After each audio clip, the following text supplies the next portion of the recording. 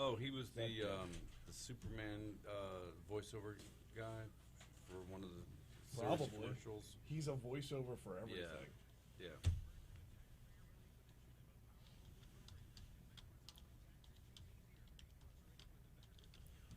I'm running so late. I don't even have my opening segment yet. I meant to. I forgot to say I was really busy yesterday. When I sent you the show notes that we did, that segment about the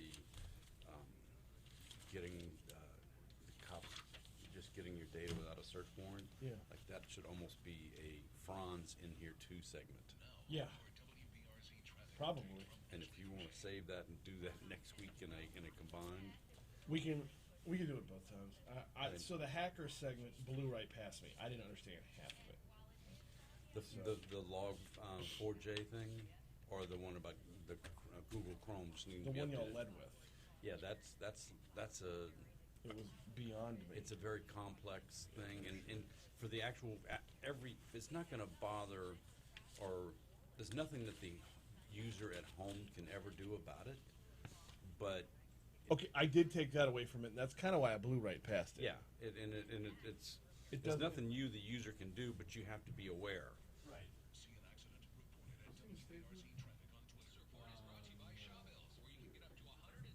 Oh, here it is. Who left the Dell laptop? I don't know. Talent? BRPT. Yeah, it's one of ours. With the password Tigers. It's one of 1045s. BRPT is first. Okay.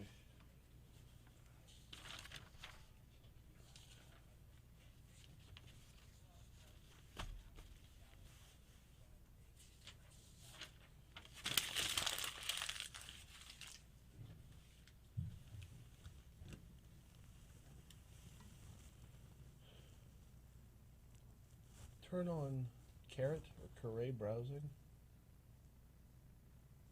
No, I don't care about that. I don't know what that even means.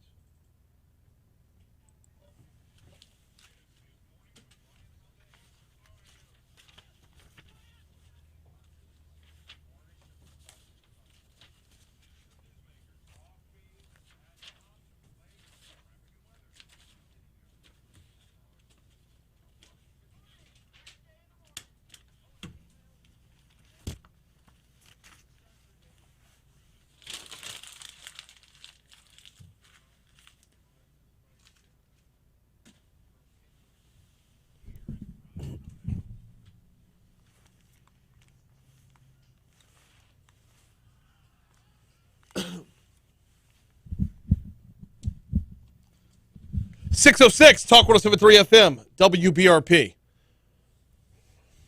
Mornings with Brian Haldane coming your way right now. Brian here with you. Jake producing. We are off and running. We do not coast into the weekend around here, except for next week when it'll be Christmas Eve and we won't even be here. But we won't coast into the weekend on Thursday that week.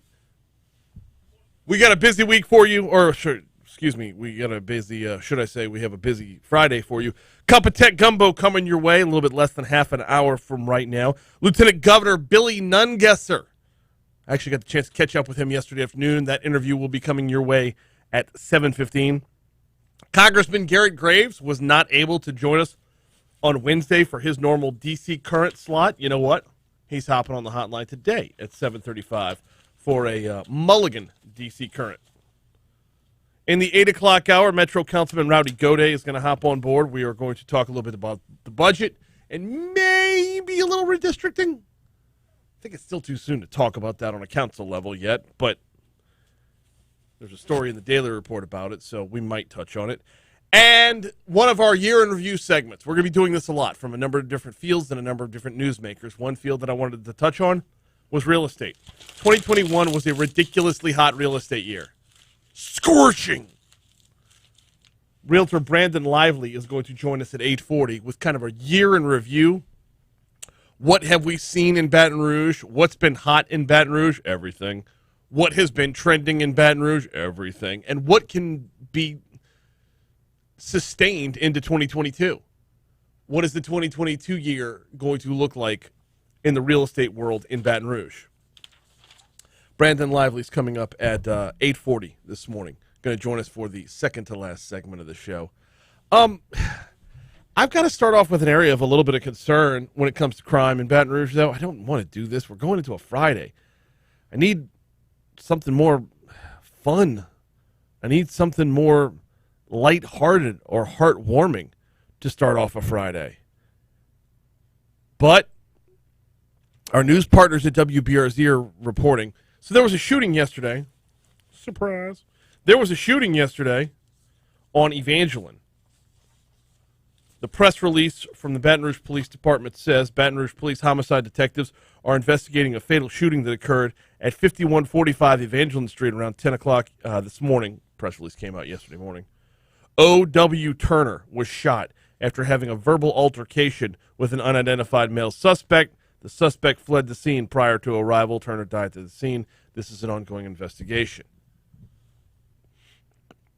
Meanwhile, WBRZ is reporting multiple sources and people in the community are telling the WBRZ investigative unit a shooting that left an innocent man dead was intended as payback for the murder of a 5-year-old on River Road last week. 62-year-old Walter White, not that Walter White. I hope. I mean, maybe I got the ending wrong. Spoiler alert. It's a Breaking Bad reference for those that don't know. 62-year-old Walter White. The age would actually match out about right. Anyway, 62-year-old Walter White was sitting outside of a store on Thomas Delpit Drive when he and 2 others were shot around 1 o'clock yesterday afternoon. White was not the intended target. On December 10th, a 5-year-old boy and his uncle were killed on River Road near LSU following another drive-by shooting. Well, there's a gap in time there. Police press release says 10 o'clock in the morning. The news story says 1 in the afternoon. Nonetheless, same shooting. On December 10th, a 5-year-old boy and his uncle were killed on River Road near LSU following another drive-by shooting. I believe Baton Rouge is the most dangerous place, one neighbor said. They throw bullets like it's candy here. WBRZ's investigative unit was with White's mother this week as she tried to make sense of his death. She's currently fighting Alzheimer's disease. She basically, I mean, the quote they cut from her was, "Why they shot my boy." Not the intended target. Investigators with WBRZ believe this is a drive-by shooting as retaliation. And this is where the concern comes in. This is where the level of danger comes in. This is the part of the story that Chief Paul does not want the page turned to. Because this is where everyone's safety is now in the mix. Baton Rouge facing a record number of homicides this year. Bad. Bad headlines. Bad that people are dying. Just bad. Domestic abuse. Record pace this year. Of the record homicides, domestic abuse taking up about 20% of those. Also tragic. Lives are being lost. People cannot resolve conflict peacefully. Bad on both fronts. But if you're not involved in the drug trade in any way, shape, or form, which is where the overwhelming majority of these homicides stem from, if you're not involved in the drug trade and things are kind of cool under your roof, you've been relatively safe till now. Even with a record number of homicides, it's been restricted to 2 very specific areas. Drugs and domestics. Drugs and domestics. A drive-by shooting on River Road, followed by another drive-by shooting a little bit less than a week later as retaliation, means that's where the bullets start landing where the bullets weren't supposed to land. We'll have more on it as the morning wears on. I'm sure it'll be in top stories and trending a little bit later on as well. And I hate to start off a week before Christmas Eve on such a somber note, but that is what the news was from WBRZ, so that is where we begin this morning. We're going to take a quick break. When we come back, it's going to get much better in our sports segment because a local boy is staying home. It's a beautiful thing. LSU has their quarterback situation filled out for next year. They're not done yet. Still a work in progress. But aren't we all? Quick break. Coming right back on Talk 107.3. Oh, wait. Quick break after I tell you about the folks over at Baton Rouge Physical Therapy. BRPTLake.com is the website. BRPTLake.com is the website. Oh! Over the past few weeks, you've been up and down, in and out the attic, right? Pulling down all the Christmas decorations and setting them up. If at any point you did one of these, that's that lower back pain. It can be worked on. If at any point you did one of these, that's that tweak in the hip, the tweak in the knee, the tweak in the ankle. It can be worked on. BRPT Lake is here for you. Baton Rouge Physical Therapy has been around for 60 years, and they'll treat you like family. They'll sit you down. They will listen to your story. They will make sure they're able to get to the root of your physical limitations or mobility issues and get you on a path to long-term healing. 6 locations throughout the greater Baton Rouge area. Their phone number, 917-9185. If you want a complimentary screening, and you do want a complimentary screening, 917-9185, or visit brptlake.com. Be better than your best. Think physical therapy. Think BRPT Lake. You can delete promos, by the way. And I sent you a Tom Brady soundbite right before. Okay, it was like right before the show, so I didn't know if you were going to see it. So there's the final day of exams over at Catholic and SJA today, and Carrie had powerlifting this morning, and we're in the parking lot, and there's like nobody else in the parking lot. I'm like, are you sure you have practice today? It is the last day of exams. I could very, very easily see Coach saying, call it. Take it off. Don't worry about it. No, I got practice. I'm like, all right. Another 5 minutes rolls by, and it's a ghost town. I'm like, are you sure you're sure? Yeah. Another 5 minutes, nothing. 2 more minutes after that, everybody just comes around the corner. All at once. They all come filing in like a parade. And since I have a 14-year-old daughter, there was a lot of, Damn it! I can't be mad at it. She was right. Oh, yeah. I'm the one that doubted her. Yeah. Yes, Dad. Yeah. I'm smarter than you. Yeah, but you're not, and you don't write anything down. And you're a mess, and I know this because you're exactly like me. Wait till she turns 18 and she can prove she's smarter than you. Until she turns 22, when all of a sudden, I mean, when I had when Haga literally told me, when did you become so smart? At 20, when he was 23 years old, when did you become smart? Yeah, well, because that lobotomy you have when they're teenagers somehow gets reversed. When they, it does, and that's fine. I know it's a frustrating 6-7 years though. Well, so we have a healthy ribbing back and forth. We are still. I know that you can't be best friends with your kid. Well, we kind of are. Well, I mean, my best friend's my wife, but a good it's a friendship. Right. I mean, the banter. That's why our show works because. Yes. Y'all's back and forth is really good. We have been talking his entire life that way. Yeah. And so we know how to have a conversation. And he challenges me every chance he can. Yeah. And he knows I'm still the old buck but he's going to run his horns into me. And sometimes he wins and most times he doesn't. Well, she's an absolute challenge for but and that's great. I love that.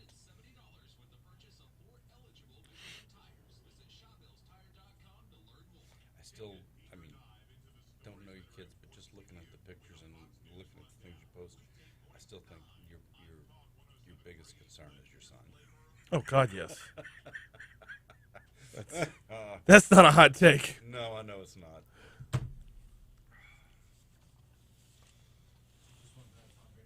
Yep.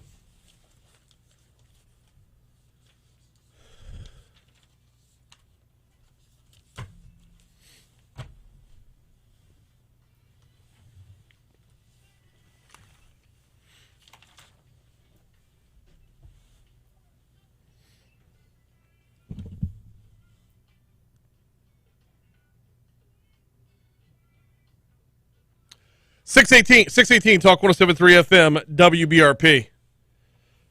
So every once in a while, I'll get one right in the sports world.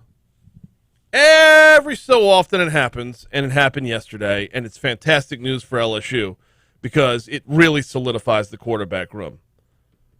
Quarterback Miles Brennan who had said he planned to leave LSU after being sidelined with an injury this past season, is now expected to stay with the Tigers.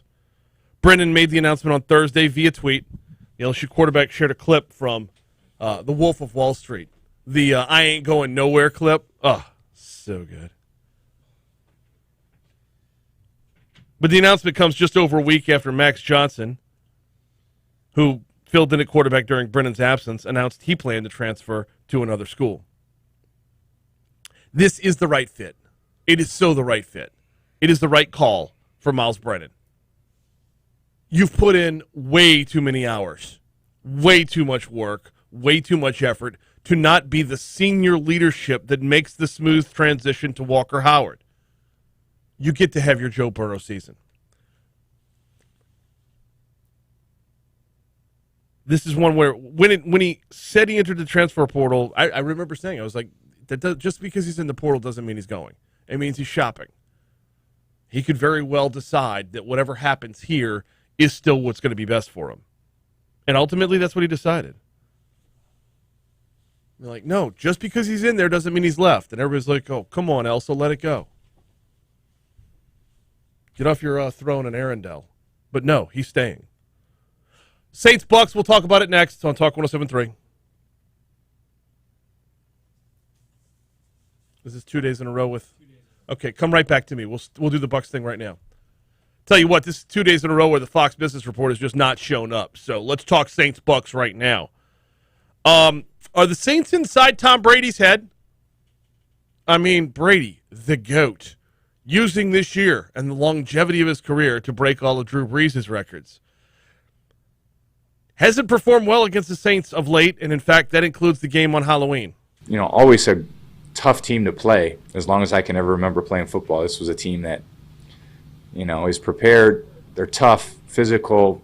They got a lot of threats on the defensive side of the ball, a lot of veteran players. They got a good rush, some great linebackers. Demario Davis, one of the great linebackers in the NFL. I mean, it's unbelievable how he plays the game. And in the secondary, Marshawn and, you know, Marcus and Malcolm and Roby's a phenomenal player. Debo's a great player. So they got players all over the field. P.J. Williams picked me off there in the last game. That was still kind of pisses me off. It's probably 6 weeks later, but it's the reality of playing good teams and being a quarterback. Saints and Bucks kick off 7:20 on Sunday night. Sunday night game, the Saints will be at the Bucks. You can hear it on our sister station, Eagle 98.1. Pregame coverage usually starts 2 hours prior to kickoff, so somewhere a little bit after 5 o'clock is when you'll dive in on that one. All right, now let's take a break. When we come back, we'll hit traffic. Then it's graduation day at LSU and the last weekend before Christmas. That's next.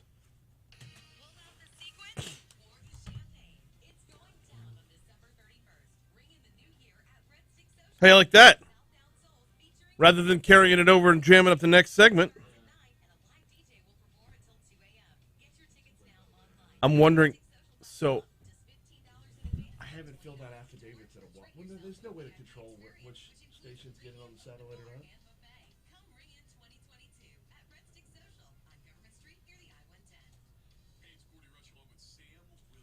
or not. Galen asks the $1 million question. Is Brennan playing in the bowl game? Probably not. I haven't heard definitively yet, but I don't think he's 100% healthy yet. I was talking with Musso about this yesterday as Musso replaced me on AFR. He's like, I don't want him to. Give me O'Dowd or give me nothing. If it's not a walk-on at quarterback, I don't want it. And I'm like, I'm kind of with you. It would be a lot of fun just to see a walk-on right. bowl game. Right. It would be a lot of fun seeing pulling guys from other positions to kind of, hey, John Trey, come throw a pass. Yeah, what was your boy from St. Paul? Jack Mashburn. He's a hell of a quarterback.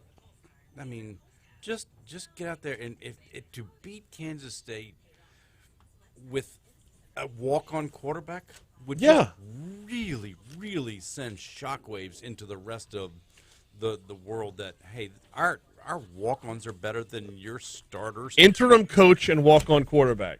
Oh, how devastating would that be to your Just program? pecker slap them. I mean, that's just fun to me.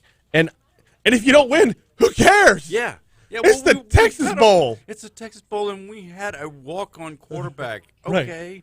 Right. So we can't hang another skin on the wall. Darn. Right. Oh, and is the Texas Bowl a skin to hang on the wall?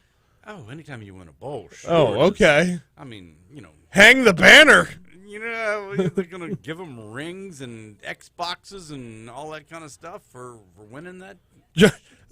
This is Johnny Allstaff for quarterback. Yes, like Maneri's Sunday starter. Morning, Clint. Morning, Renee. Morning, Christian. And, of course, morning, Galen. Galen, that is so on. That is so funny. That is. That's great. Johnny Allstaff. He's a two-sport athlete now. That's great. Oh, I'm stealing the hell out of that. That's not yours anymore. I stole it. It's gone. Johnny Allstaff's a two-sport athlete. Brian, I thought the morgue was in the basement of this building. I mean... Bro, I'm sorry, man. I am so sorry. No, that's okay. I don't... Jeez, I watched the show yesterday, and I should have paid attention more and brought a damn jacket. Yeah, I know. I'm sorry. It's better than being hot, I guess. I asked engineering. I was like, did something happen? They explained to me why it's happening, but not that it would be fixed. Okay.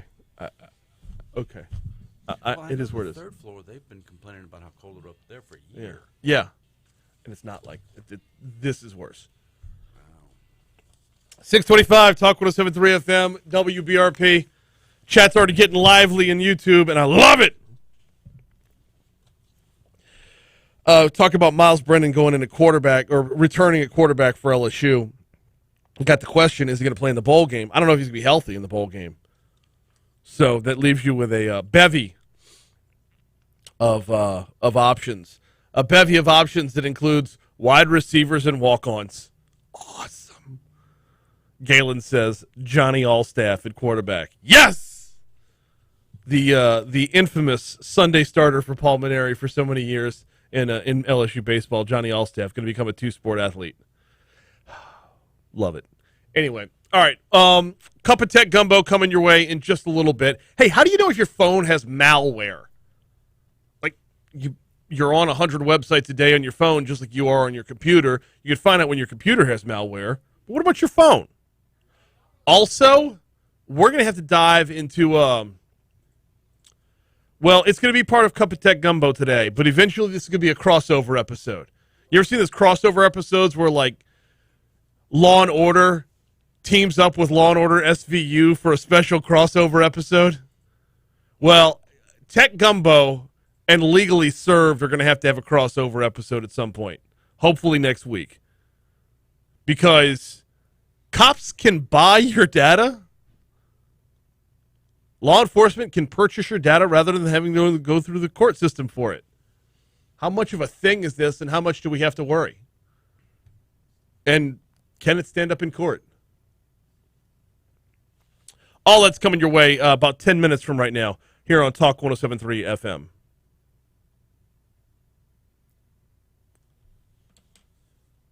Meanwhile, tomorrow, Saturday, the last Saturday in which to get your Christmas shopping done, the so-called Super Saturday, as it were.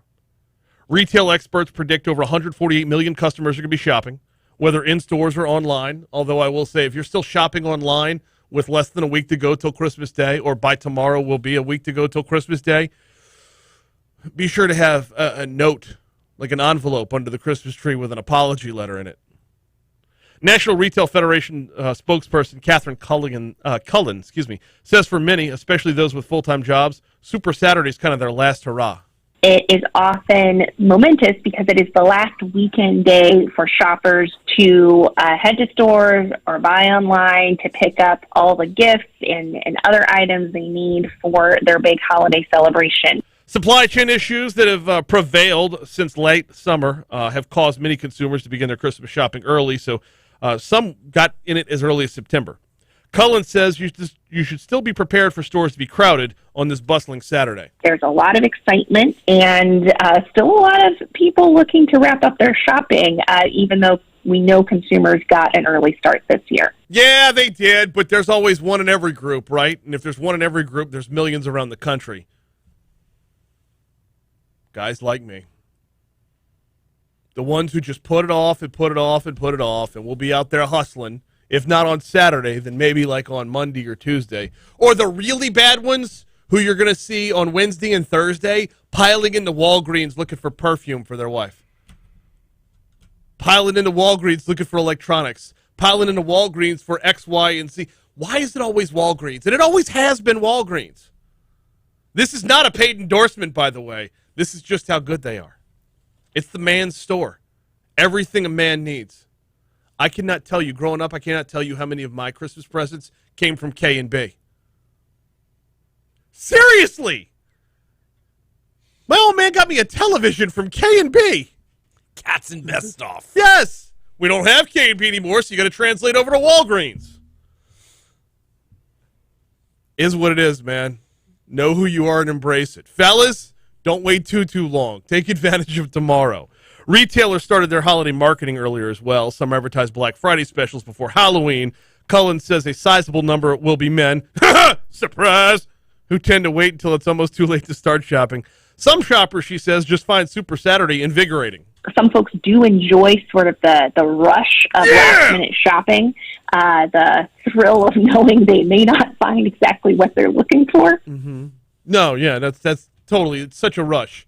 Rush is a good word for unbelievable anxiety. Rush is a really, really good word for pull your hair out frustrating.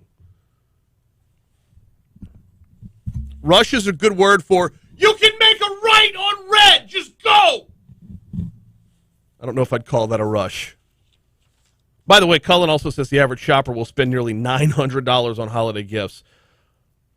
Clothing, toys, electronics, gift cards, all of them popular this year. Hey, graduation day is today out at LSU. Roughly 1,900 students will be expected to graduate in the 306th commencement ceremonies out at LSU. Things will really get cranking around 8:30 at the Maravich Assembly Center, and then individual colleges will be having their own ceremonies throughout the campus. College of Science and the Maddox Fieldhouse, MassCom and the Union Theater. They're going to be all over the place, basically starting at 9. So really, if you're around LSU's campus today, might want to prep a couple of extra minutes to see some extra traffic. Here comes CBS News.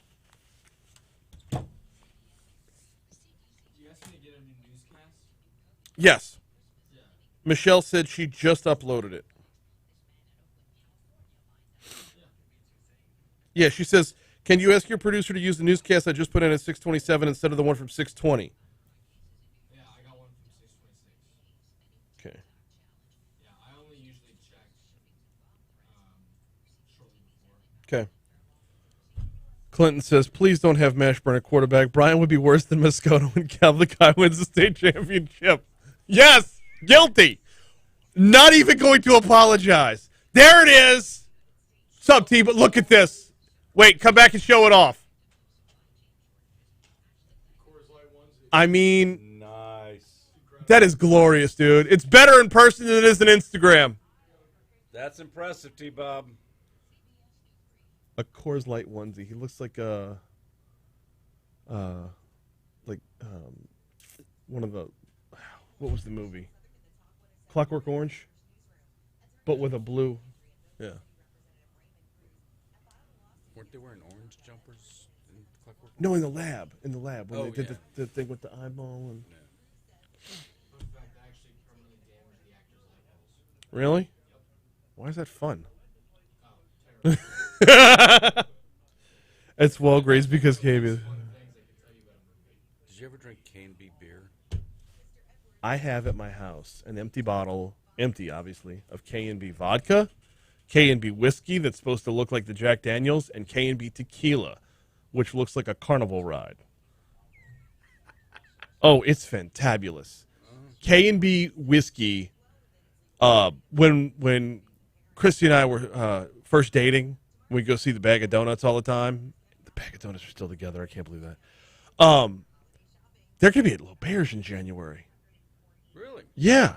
Anyway, when we were dating, they used to Bag of Donuts used to have a big ass bottle of K&B whiskey, and they would like pass it around the crowd, like just random people. Just, here you go. Such gut rot, such awful gut rot, but it was a lot of fun. I can't imagine passing things around now. Although I'm sure the whiskey kills the COVID.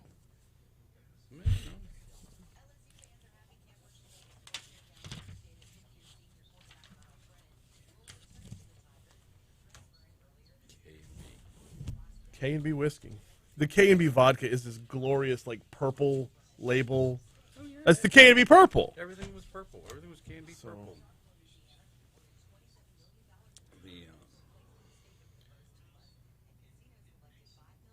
Because K&B beer was just Dixie beer. Oh, was it? Yeah. Just relabeled. Okay. I never knew that. Yeah. And I'm sure K&B whiskey was Evan Williams or some kind of... They just relabeled everybody.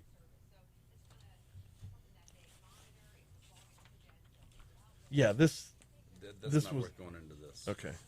It's a complex story that you Yeah. have to know coding, and I mean, if you understand the Java language, then it makes sense. But because for the average, for the consumer out there, there's nothing you can do. Right. You have to hope every website you go to is running the updates and patches, because this Apache software is what runs most web servers. Not all, but most web servers run the Apache software. In the Apache is where this log4j is log4 Java.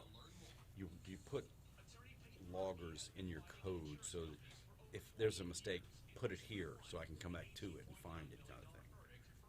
And it would just be way too deep to try and explain. I glazed over the moment I started reading it. So Because when you're a coder, you put in, if your code here depends upon this code, which depends upon this code, which depends upon this code, and so if this code down here is screwed, you have no way. If you're 4 scripts away, yeah, 4 different companies' scripts, not your own scripts, yeah, and so it yeah, beyond me. Tiffany says I got a notification that the Christmas pajamas I ordered over a month ago are now in Chicago. We might have them by next Saturday. Well, the good news is they've made it on land. yeah. That is a plus right there. Now all you need is truck drivers. You need truckers. Troy talking about the K&B ice cream. Bro, okay, so not just the K&B ice cream, but first of all, you got the K&B ice cream in the bucket. But it didn't just come in the bucket. It also used to come in a cardboard container, which Yes, the half-gallon. Looking back on it, which that wasn't there's nowhere I know that was claimed to be a half gallon, but that was not a half gallon. But like you tell me you're going to hold something that is basically a liquid. It's in its frozen form, but it's a liquid, and you've wrapped it in cardboard and folded it? Like that, there is no level of physics where this makes sense. You just didn't grow up in the 70s. That's how we had ice I cream. was born in the 70s. I grew up in the 80s. That's what I'm saying. That's how you add your ice cream. It was in those rectangle. It all came in cardboard. Yes. Yes. Wax-covered cardboard. Yes. And all the goofy flavors that K&B ice cream had. The pineapple upside down ice cream. We always had the Neapolitan. Yeah, Neapolitan. Yeah, Neapolitan. Where, just chocolate, vanilla, strawberry. And nobody liked the chocolate. No, it was an awkward flavor. And strawberry was just sugar. K&B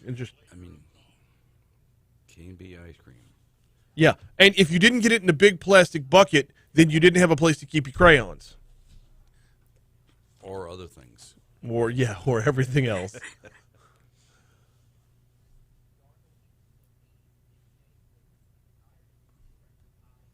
It was supposed to be foggy out this morning. That's what Aegis was saying, and then on the way in... There was not any fog.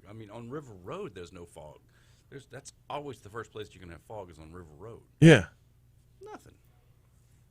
Clinton says you just had to eat it all in one sitting. Well, it had the reclosable that just did not work. End up ripped off. You did have to eat it all in one sitting, which kind of explains why I need Go Slim Nutrition. That and everything else.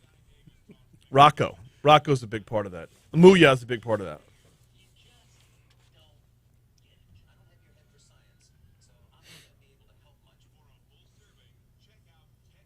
We're going to start with the one-off because it's so stupid. Oh, yeah.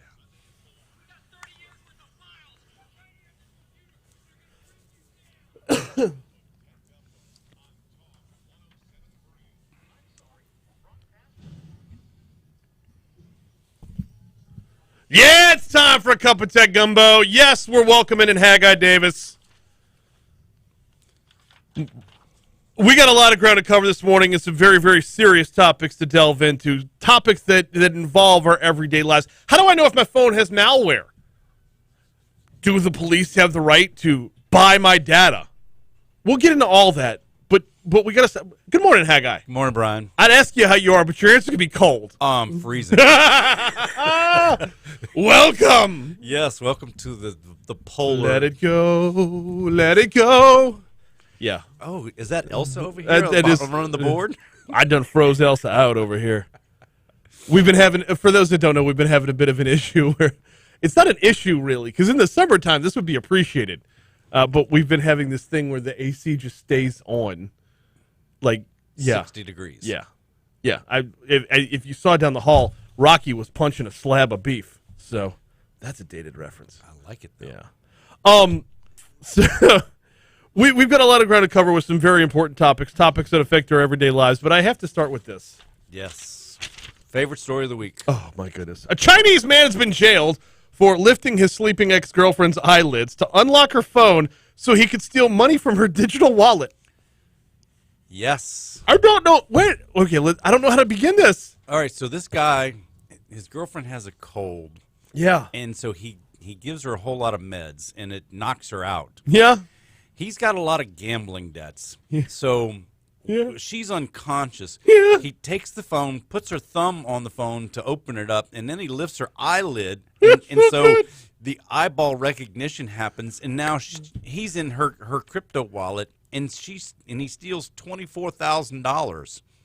And then he runs, and he's caught like 2 towns away, and now he's got 3 hots and a cot. If he's still alive in the Chinese, jails. So this Dong, his name is Dong. 28-year-old visited his ex-girlfriend, surname Dong. So is it her name Dong or he's the Dong? I don't remember that part. Her name was Dong. Her name was Dong. So yeah, she was sick and just slept through the whole thing. So I guess my bigger question is not about the tech end of this, but what drugs is she on? That sounds amazing. I would love to be able to sleep through that. Nighttime, any one of the nighttime cold meds. I mean, they. Having had a cold this bigger past dose. week, I can tell you. Well, then I doubly apologize for the temperature. Okay, as from a tech perspective, is there a way to stop this? No. Okay, because that's where biometrics gets in trouble. This is but it's still safer than everything else out there. It's still safer than passwords, yes, but that's how if you're going to defeat biometrics, this is the way you're doing it. Right. Like in a sci-fi movie, someone would just like club them over the head and hold their head up to the thing. Yes. Yeah. This is just a whole bunch of NyQuils. Pretty much. Then scanned the eyelid, lifted up her eyelid, scanned it to unlock the phone, and then got into the digital wallet from there. Does she have recourse? Well, there's logs of where the transactions go. Right. And so when you can see what happened, and so you're transferring money from one account to the other account, so they can look at his account and go, dude, we know you did it, and we know where you're doing it. It's kind of hard to hide in the digital currency because this is not all crypto money. Some of this is just regular banking information. He's transferring money from her bank to his bank. The story says when Dong woke up the next morning and saw the transfer records on her other phone, she made a report to police after failing to reach her ex-boyfriend, who fled to another city. I don't like. There's a movie to be had here. There's an entire movie because this guy set up a relationship just to pay off his gambling debts. This is season 2 of Squid Game. Oh, yeah. There you go. That's where this is going. That could happen. They're going to catch up with him and make him pay back everything he's lifted eyelids for. Who knows if this is the first time? Maybe she's just the first one to admit it or have noticed it. Good point. I mean, you don't go all in. Like, if he'd gone like for like $3-4 grand, she might not have even noticed. Good point. All right, we got to talk about malware Yes. and how to know if your phone has malware. So this was the question of the week. yeah, And so we're sending out a mug. If you want to send us a question, text us at 225-255-0431. And if we use your question, we will send you a mug. the mug, by the way, the Tech Gumbo mug, which it has the fantastic Tech Gumbo logo on it, is not just your regular coffee mug. This is like Central Perk Friends style mug. This is bucket o' coffee. It's a big 20-ounce mug. Yeah, you're not getting a cappuccino. You're getting a cappuccino. Absolutely. It's huge. It's a lot of coffee. It's a big mug. It's a bowl of soup It's or gumbo. It's more than a cup. Let's Yeah, put it that way. yeah. Obviously. All right. So how do I know if my phone has malware on it? So the first thing, everyone says, well, I have an iOS phone. It doesn't matter if you have an iOS, if you're an iPhone or if you have an Android phone. Phones are computers. Computers are susceptible to malware. Mm-hmm. So get over that. Yeah. If you use your phone, iPhone, especially if you use your iPhone, if you go to certain websites and you click on things, you're susceptible. If you use your phone for email and you open up an attachment with you're susceptible to malware. So get over that if you think you're safe because everything is checked out in the iPhone store. That's not how the malware is going to get to your phone. Right. Then you need to start. The first sign is if you start getting pop-ups. Okay. So on my iPhone, I don't think I've ever gotten a pop-up before. Okay, well, then you're probably okay. Okay. But if you all of a sudden start getting pop-up ads where you've never gotten a pop-up before, Yep. now you may have malware. If all of a sudden, your bill goes up. How much time you got? We got 90 seconds. All right. So let's talk about this one, and then we'll pick it up on the backside of the break. But when your bill goes up, this is an important one because I think this is the one where most of us get lost because that's all auto-drafted. I don't even look at my bill. And you kind of need to because if you have a capped data plan, and let's say you have a 10 gig plan or a 20 gig plan, and this phone is calling home to the hackers who put out the malware and drives up your data usage, now all of a sudden you're instead of just being your normal $100 a month or whatever it is, now it's $150, now it's $200 a month, and you're not paying attention. Right. You've got malware that's killing your data plan, and it's costing you money. And when it's crushing your data plan, it's probably also running your batteries. Which we're going to get into. And it's overheating your batteries. Well, let's get into those after the break. We got to take a quick break here. Hey, Zoo Lights is going on right now. Now through December 30th, they're going to take off for Christmas Eve and Christmas Day, but you can catch Zoo Lights at Breck's Baton Rouge Zoo. It's a mile-long trek through the zoo full of a ton of just huge Christmas light displays and whatnot. It's at night, so you don't really get to see the animals, but you're in the zoo walking the mile-long path. Visit brzoo.org/events for more details, brzoo.org/events. More Cup of Tech Gumbo coming up next. The battery drains and the phone overheating, I think, are the two that the folks that most people are going to notice, like visibly notice. Dongless in Shanghai. His name was Hung, Huang, so. Yeah, I know. Yeah, I know. The Hung. Yeah, I was. You had to avoid that one on Hung Dong. Yeah. Hung and Dong. Remember when Jay Leno would do the wedding announcements? Yeah. The Hung Dong wedding. Yeah. Byron, I remember all those items. The textural difference between the half-inch ice layer and the strangely granular ice cream was divine. Oh, the strangely granular ice cream. Once you got past the ice down to the heart of it. Yeah, you had to scrape off the top and throw that in the sink and then start. Yeah. It's how well that cardboard, lid came back over the top. Yeah.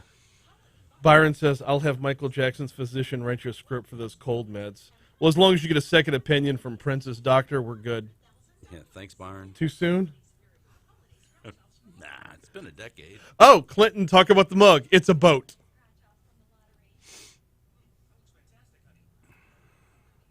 That's right, Clinton's got a mug. Donging while you were sleeping. Dongless in Shanghai. You've been donged. You...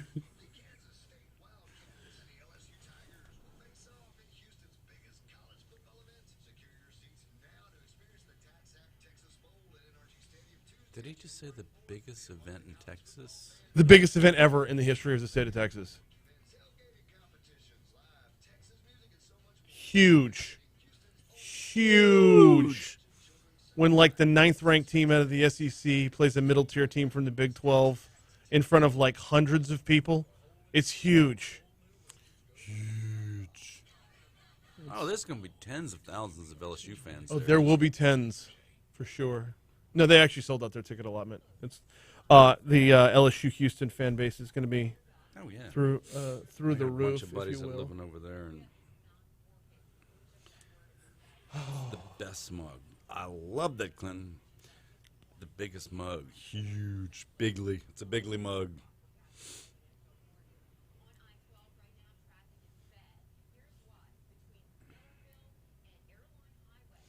Morning, Christy. I don't even know if she's still listening anymore. Good morning, Boo. The Haldane house will be down to 3 tonight. Me, Christy, and James. So I think we're going to invite in a couple priests and have an exorcism. He's way, way better now than it. Like the screaming, crying picture. And like he's just. Oh no! It's the fact that he's got the world figured out and he already knows. Okay. He owns Yes. it. That's So- the part. Okay.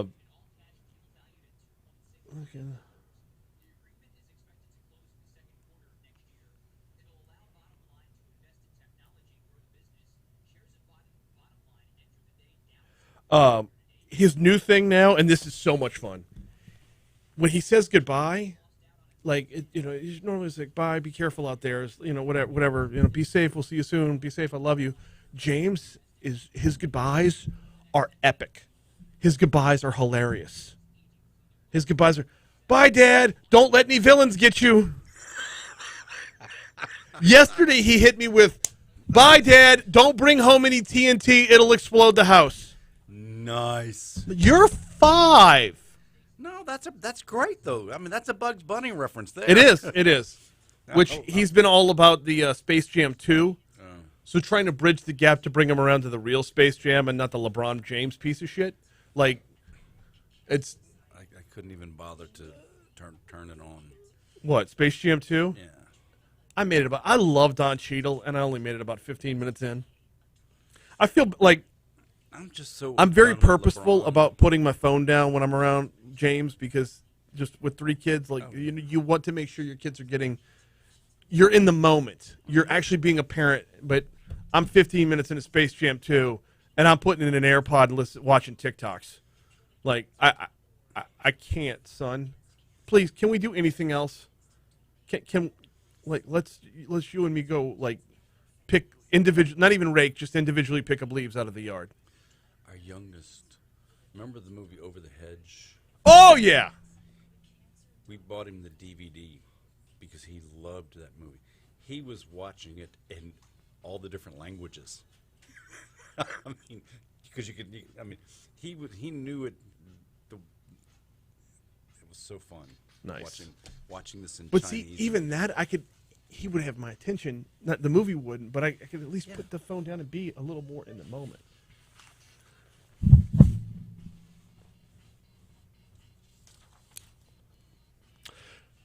Cup of Tech Gumbo rolling along as part of Mornings with Brian Haldane alongside Haggai Davis. I am Brian. We have got about 7.5 minutes to go before we hand things off to the CBS World News Roundup. We were breaking down the number of ways to figure out if your iPhone has malware. The next 2 up on the list, Haggai kind of teased before break, but they're the ones that I think most of us will notice the quickest. We might not know the cause of the symptom, but we will definitely see the symptom. An unexplained fee on my bill, I'm probably not going to notice. I mean, full disclosure, like it's just going to slide right by me because out of sight, out of mind. Auto draft is brilliant in that you can bilk everybody if you just bleed them slowly. Microtransactions. Yes. Yes, absolutely. Which is what Hung should have done to Dong. Yep. Is like you bleed her slowly, you can keep going back in. Hit her up with more NyQuil, lift the eyelid again. But you go in for a full 24K and she's going to find out.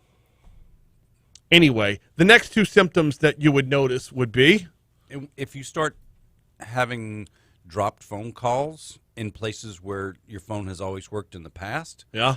And if your phone starts acting, it's just a real slower, it's not working like it did. Mm-hmm. Those are really big signs that you have malware. And so you need to go download Bitdefender or Norton or Kaspersky or Malwarebytes, one of those different programs, a reputable company, not just anything out there, because a lot of times the anti-malware stuff is just malware. Yeah. Go get a reputable one and run it through your phone. Scan your phone, clean your phone out. If you're still getting the pop-ups, if you're still getting an app that shows up that you didn't download but it's there, and it won't go away. But the drop phone calls thing is one that's very easily misdiagnosed. It is. It's especially like, okay, so you're on I-10. For me, it's I-10 when I get close to that exit that has the Veterans Bridge. Boom, dropped every single time. But if that, and then that's again a on the pattern, Bodicary. But that's a pattern you know about. Yeah. If you're at your house and you know in when you're in this room, you always get really good signals, and you never drop a call in this room because you're closest to where the cell site is. But now you're starting to drop calls in that room. That's a sign.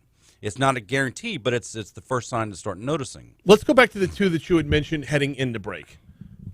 Your battery starts draining faster than expected. Yes. Now, how much of that is because as an iPhone user, I'm used to that. I'm used to my battery draining faster than it's supposed to is a matter of Apple's telling me I have to get a new phone. Well, yes, because your phone is 73 years old now. It is. It's going on 74. And so it's trying to run the newest software. It's not designed to run that newer software. Your phone is working harder to try and keep up. Yeah. It doesn't have the processor in it, so your phone is going to run faster.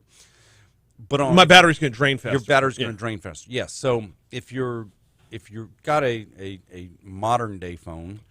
Yeah, I don't even have an iPhone 7. I have an iPhone VII. And so if you have a modern day phone and it's running down faster all of a sudden, because your phone is calling home, it's running using up your data plan. Mm-hmm. Those are big signs, and you need to do that. The other one, your phone overheating. I find this to be a baffling concept because this can happen slowly or it can hit you all at once. And I've had the phone in my pocket, then all of a sudden my thigh burns. Yes. It's crazy. Because it's doing a lot of activity in the background, and that's where when all that energy expended that's what creates that heat, and that's what's going to drain your batteries. Now, how much of your phone having malware is legit, and how much of it can be an excuse? An unexplained app appears. The unexplained app is a problem. Do we know what type of app will show up? It could be anything. It could, and if that unexplained app appears, you need to delete it as soon as possible. Yeah. What does that do any good though? Because it remains in your cloud. As long as it's not active on your phone, yes, it does do good. All right. The problem, the ultimate, if you have to, you can always reset your phone back to factory settings, but you're going to lose all your data. But you've gotten rid of that malware. So that's the ultimate. Well, but losing all your data isn't necessarily the worst thing because you're losing the data in your phone, not necessarily the data you've backed up before. Exactly. All right. Yeah. Do we know what the app looks like? It can be any app. It can just all of a sudden an app that you don't remember downloading, you've never used, shows up on your phone. That little icon.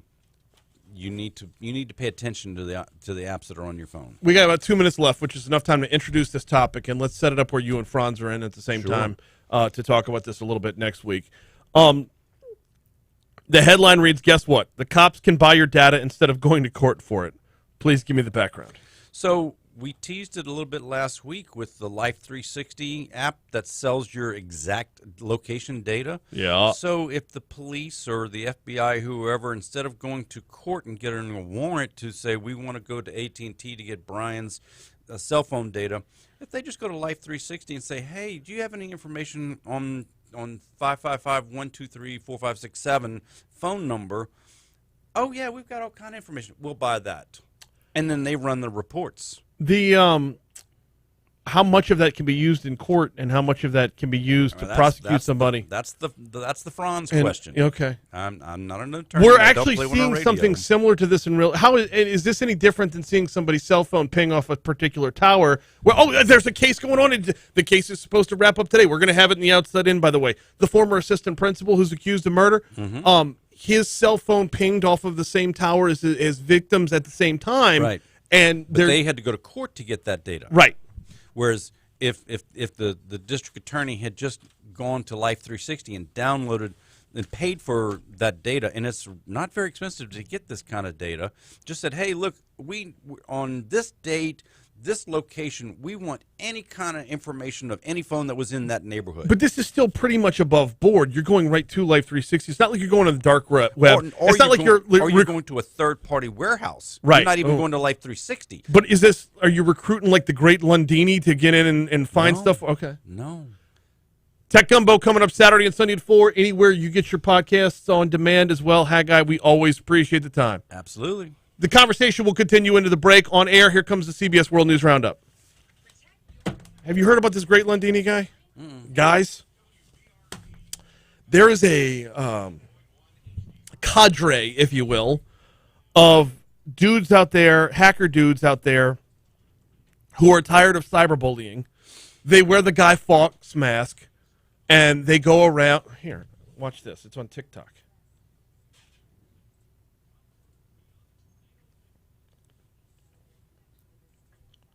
Their mission is when they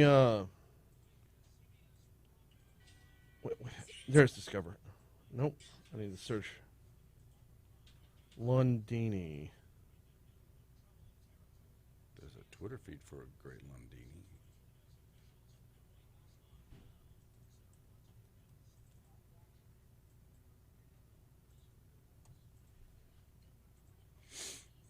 Who is TikTok's mass vigilante? Here we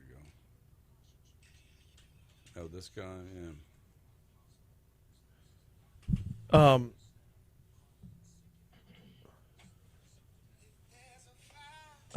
Well, that one's got music. Yes. Come on, talk. They find bullying comments, and they track down the users.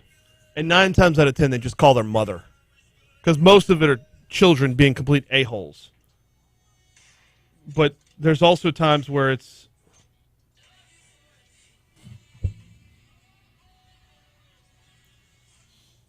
No.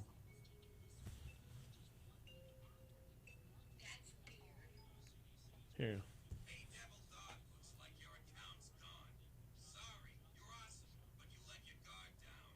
Well, that's not the real.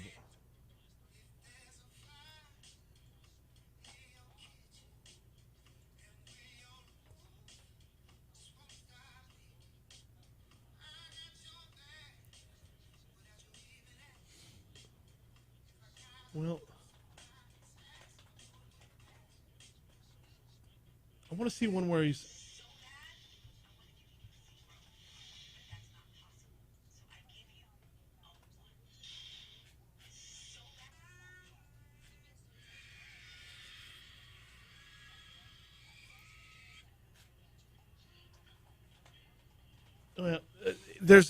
They put out so many videos it's hard to keep up with. But normally it'll be like he'll show the comment, like from the original video with the comment embedded in it, and it says, like it's something that's just total cyberbullying. Is like, hey Michael, we've contacted your boss to let him know this is who you are online. We found all of the other comments that you make like this. You weren't hard to track down. You're never hard to track down. Good luck with the rest of the people in your office knowing who you actually are, and like they'll like blanket email the entire office of this is who he is online using a fake name, and then like showing either racist or misogynistic messages that they're showing. Wow. Yeah. So Byron, yes, anybody can buy that information. Byron said, can employers buy that info? Anybody can buy that info. You just got to know where to go buy it. Yeah. It's just raw data. And so if you're an advertiser and you're looking for specifics, that's I mean, it's like buying Google data. If you want to advertise this way, or if you're looking, hey, I want to find advertisers, I want to advertise to people who are in this specific area. Yeah. Based upon these phone, their cell phone. I like the fact that they're honest about it. And so there's this Supreme Court case that said the police have to go get these warrants when they're contacting the cell phone carriers, but they're not contacting the carriers. They're just going by data that's available to anybody on the market. And that's how they're getting around it. Wait, say that again? So right now the law says if the FBI wants to know Haggai's cell phone information, they have to go to AT&T to get it. Right. But that's when they go to the carrier to get the information. They get subpoena. They got to get a subpoena, a search warrant, or whatever.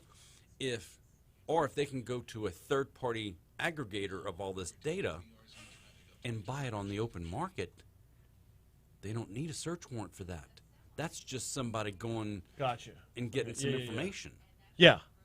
Like you're an advertiser. And, hey, I'm looking for any cell phone numbers that happen to have appeared according to Life 360's data in this, area on this day at this time.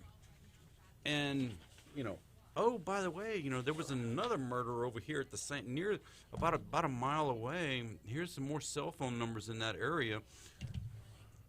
Well, but so in the case of this former assistant principal, they're saying it's number one, coincidence, and number two, you can't prove he had his phone on him. Just because his phone pinged doesn't mean he's there. So wouldn't the same be true with this? It's an open door. It just opens a door to say, hey, look, there's the possibility now. It's not going to convict anybody. Right. But if all of a sudden this, if you're looking using the Life 360, which pings you down to within 10 square feet, if here's a 1 square mile area that they're looking and they see cell phone numbers appearing over in this area. Yeah. Oh, well, who's this phone number for? Oh, let's go see what Brian's got going. He was in the neighborhood. Right, but the argument is going to be in court. No. Brian wasn't in the neighborhood. Brian's phone was in the neighborhood. Okay, but it's when they're doing their investigations, now they can start finding out more about you. They can start looking for leads and looking in, how did y'all find out? Well, we just took a hunch. Right. Good luck with that. Yeah, we'll set it up for one day next week. We'll figure out when we can get both y'all in at the same time. 7:06, Talk 107.3 FM, WBRP, Hour 2 mornings with Brian Haldane coming your way right now. Brian here with you, Jake producing. My appreciation once again to Haggai Davis, host of Tech Gumbo, which you will hear Saturday and Sunday at 4. And then anywhere you get your podcasts, anywhere on demand, which I believe this week should be the last installment for the 2021 year. One will appear on Christmas. Okay. All right. Well, there you go. Well, yeah, Haggai is going to go thaw out. As if you're watching on YouTube, you can see very clearly that I'm wearing not just a jacket, but a full-on winter coat. I forgot to warn Haggai. This is a situation that could have been avoided. Anyway, yes, he'll have a new episode on Christmas, and then I don't know about New Year's or not, but that's still to come then. We got a lot of ground to cover on the show this morning. Got a lot more to get to. Hey, speaking of Christmas and New Year, before we get to our top stories and trending, I want to tell you about the folks over at Mooyah Burgers, Fries, and Shakes. Probably too late to get in on it for Christmas, but catering is still available if you are hosting a New Year's party. Muya.com/catering, Muya.com/catering. What will you get if you hit up Muya.com/catering online? Well, I'll tell you. You'll get the full-on burger bar, the hot dog bar, or the salad bar set up at your party. Or you can take home to set up at your party. It really is a different experience than a lot of the normal catering options. Hit your guests, hit your crowd with something a little bit different this time around. Go Muya.com/catering or visit them or call them 663-6632. If you're curious as to the quality of the burger bar, just go try the burger. Very simple recommendation right there. Seeking just north of Industrialplex or Bluebonnet at Highland, Muya Burgers, Fries, and Shakes. All right, we've got Lieutenant Governor Billy Nungesser coming up in our next segment, and D.C. Current with Congressman Garret Graves. Both of those are coming up this hour. Right now, though, we're starting off with top stories and trending.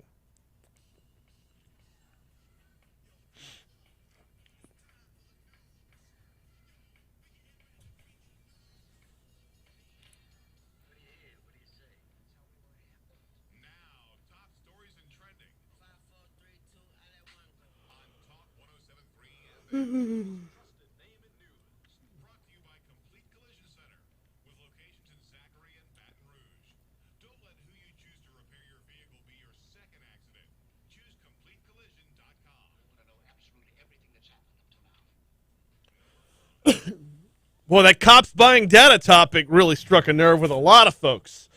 I can't wait. Crossover episode coming your way next week.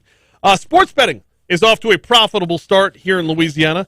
More than $27 million in sports bets were placed in the state over the first 2 months. Casinos collecting $5 million in that time. Sports betting interest has been unbelievable since the legislature approved it last spring, said Ronnie Johns, chairman of the Louisiana Gaming Control Board. A deal was approved yesterday, by the way, for Casino Queen Holdings, an Illinois company, to buy the Hollywood and Bell casinos on the riverfront in Baton Rouge.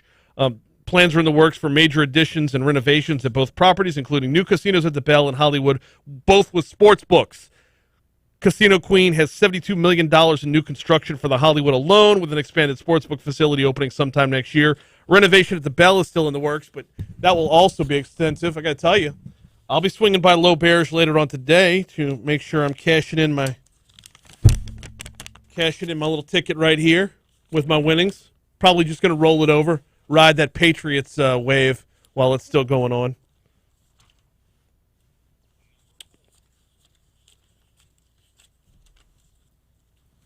Had to put the ticket back where it goes or else I'm going to lose it. Thursday morning, U.S. Secretary of Education Miguel Cardona and Congressman Troy Carter toured two schools in East Baton Rouge Parish, starting with Glen Oaks High. Cardona spoke with school leaders about finding solutions on how to improve education after the pandemic turned the academic world upside down. Quote, "Yes, we have taken a hit in education over the last 18 months," he said. "We have asked our educators to switch 180 degrees and turn remote for learning." School district leaders say 2020 was a challenge because of distance learning and a drop in test scores compared to 2019. This year's LEAP test results showed a 5% drop. More students have also been failing classes. Cardona says listening to students is the first step to make things better. Huh? Listening to the students that are failing? Anyway. Secretary Cardona also visited McKinley Middle Magnet. He'll be in New Orleans today. Baton Rouge Metropolitan Airport's in line to receive about $3.1 million, according to a news release from the U.S. Department of Transportation's FAA. The money is to help improve the airport's runways, taxiways, safety and sustainability projects, as well as any related terminal, airport transit connection, or roadway projects. This news release added that even more money may be on its way to the airport as well. BTR, not the only terminal. According to a press release from Senator Cassidy, there are very few airports in Louisiana that won't be getting money as a result of this. Got to take you back out to the streets right now. Drivers headed anywhere between Jubel and Millerville Road today might want to avoid I-12 westbound. This is due to severe traffic delays associated with road construction. As of just 20 minutes ago, the left lane was closed from the Jubin Road exit to the Millerville exit. Traffic is stop and go. Due to congestion, drivers may want to take an alternate route. Florida Boulevard, but I'm just guessing, Florida Boulevard's probably already stacked up. Nonetheless, the interstate is going to be a no-go. Multiple sources and people in the community tell WBRZ's investigative unit a shooting that left an innocent man dead yesterday was intended for payback, or as payback, for the murder of a 5-year-old on River Road last week. Walter White, not that Walter White, 62 years old, was sitting outside of a store on Thomas Delpit Drive when he and 2 others were shot yesterday. White was not the intended target. Back on December 10th, a 5-year-old boy and his uncle were killed on River Road near LSU following another drive-by shooting. White was a fixture in Old South Baton Rouge. His name is already adorning buildings in the area as the community wishes he rest in peace. The rash of gun violence caps off a record year for Baton Rouge. East Baton Rouge Parish Coroner's Office is logging homicide numbers and has recorded 160 as of December 14th. That does not include another murder Thursday morning on Evangeline Street. Those are your top stories. Here's a look at what's trending this morning. Paul Arrigo over at Visit Baton Rouge, who will be stepping down next year.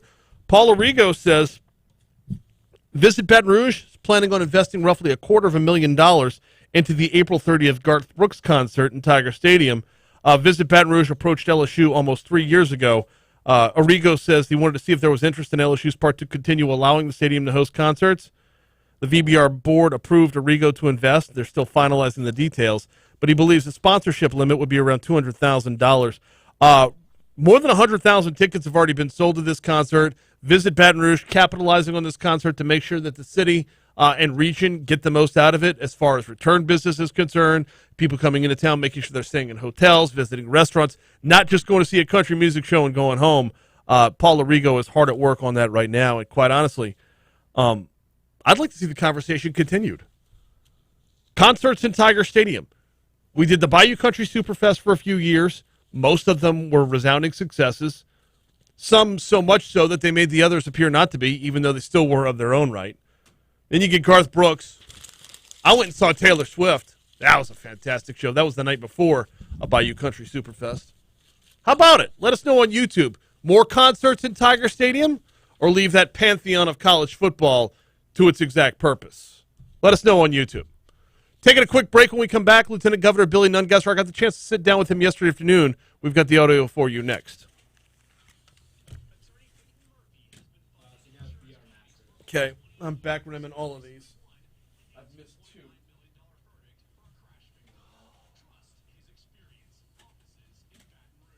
I'm blaming the cold.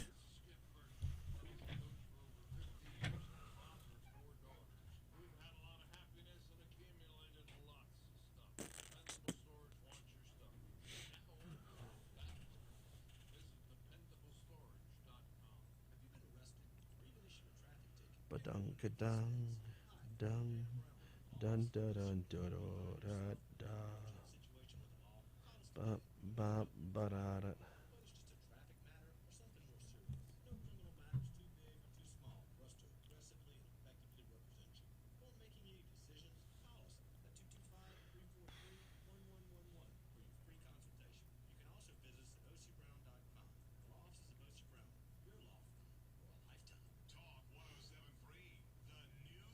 Yo. There's good news. All right. Scusi.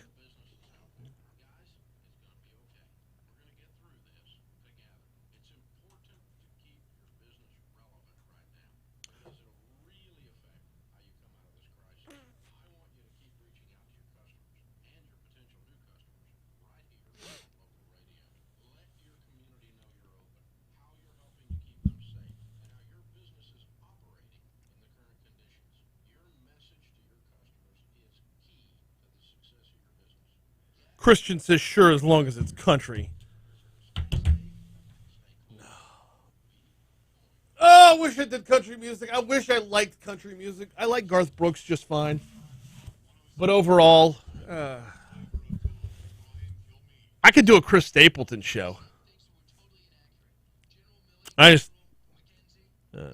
most of today's country just is not for me. But then again, I like EDM and house music a lot more than any 45-year-old man should. Like, way more. Big on the tropical house lately, too. I can't get enough Kygo. As soon as you look them up, you'll know. KYGO. Just dive right back into the. I think we can go straight into Billy Nungesser. Have you listened to it yet? Did you preview it to see if I hadn't tailed? I'm pretty sure I did.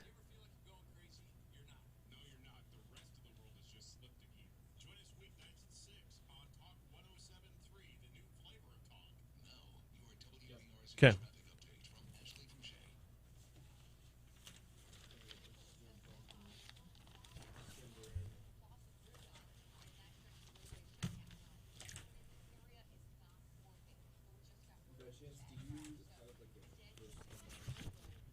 Yeah. Yeah, I'll go grab it. I'll be right back. Sweet and salty peanut.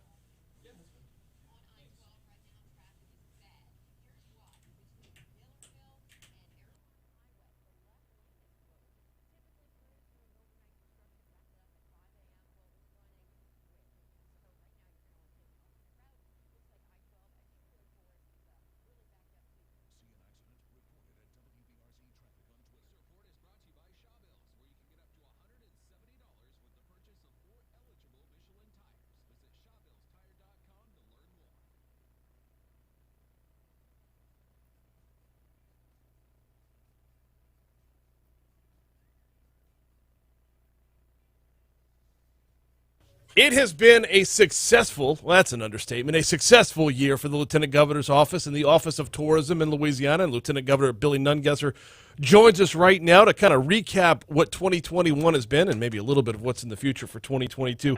Lieutenant Governor Nungesser, welcome aboard. How are you, sir?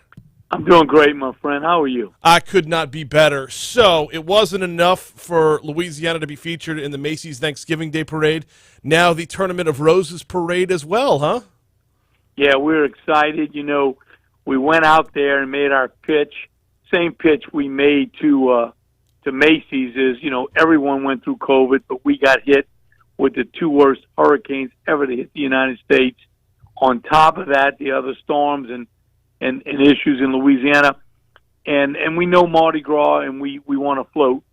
But we had a little extra. We told the Roseboro people, we want to put Louisiana's best foot forward. We want to have a Teacher of the Year representing all the great educators in Louisiana. We want to have a Police Officer of the Year representing law enforcement. We want a doctor, nurse, or hospital worker to represent all those people that work in healthcare that risk their lives to help us during this COVID. We want a member of the Cajun Navy, a volunteer that volunteers endlessly to represent those 10,000 plus volunteers and all those nonprofit groups that are still on the ground helping us rebuild from the hurricane. It's so important that going into New Year, we celebrate all those great Louisianans and what they do every day to keep us safe, keep us healthy, and to build back after these storms. I mean, these seem like very appropriate areas to highlight. I mean, obviously, healthcare workers on the front lines of COVID-19. I don't know if anybody had to adjust their lifestyles more than teachers when with virtual learning and then assimilated back into the classroom again. And then the lives of police officers and first responders have greatly changed for numerous other reasons as well. Not to mention, when you talk about Cajun Navy, recently deployed back to Kentucky as well. So they're showing off their worth not just at home, but around the country. Absolutely. And, you know, the theme this year is Dream, Believe, Achieve. We're also going to have that American Idol winner, Lane Hardy, and the Hot 8 brass band playing. You know, that's one of the things when we negotiate this is we insist on having a Louisiana ambassador. You know, we were so blessed to get in the Macy's Day Parade, our Louisiana ambassador, John Batiste, who after we got him accepted, he gets nominated for 11 Grammys. And then now to have our American Idol winner Lane Hardy represent us on New Year's Day will be just incredible. That is fantastic news across the board.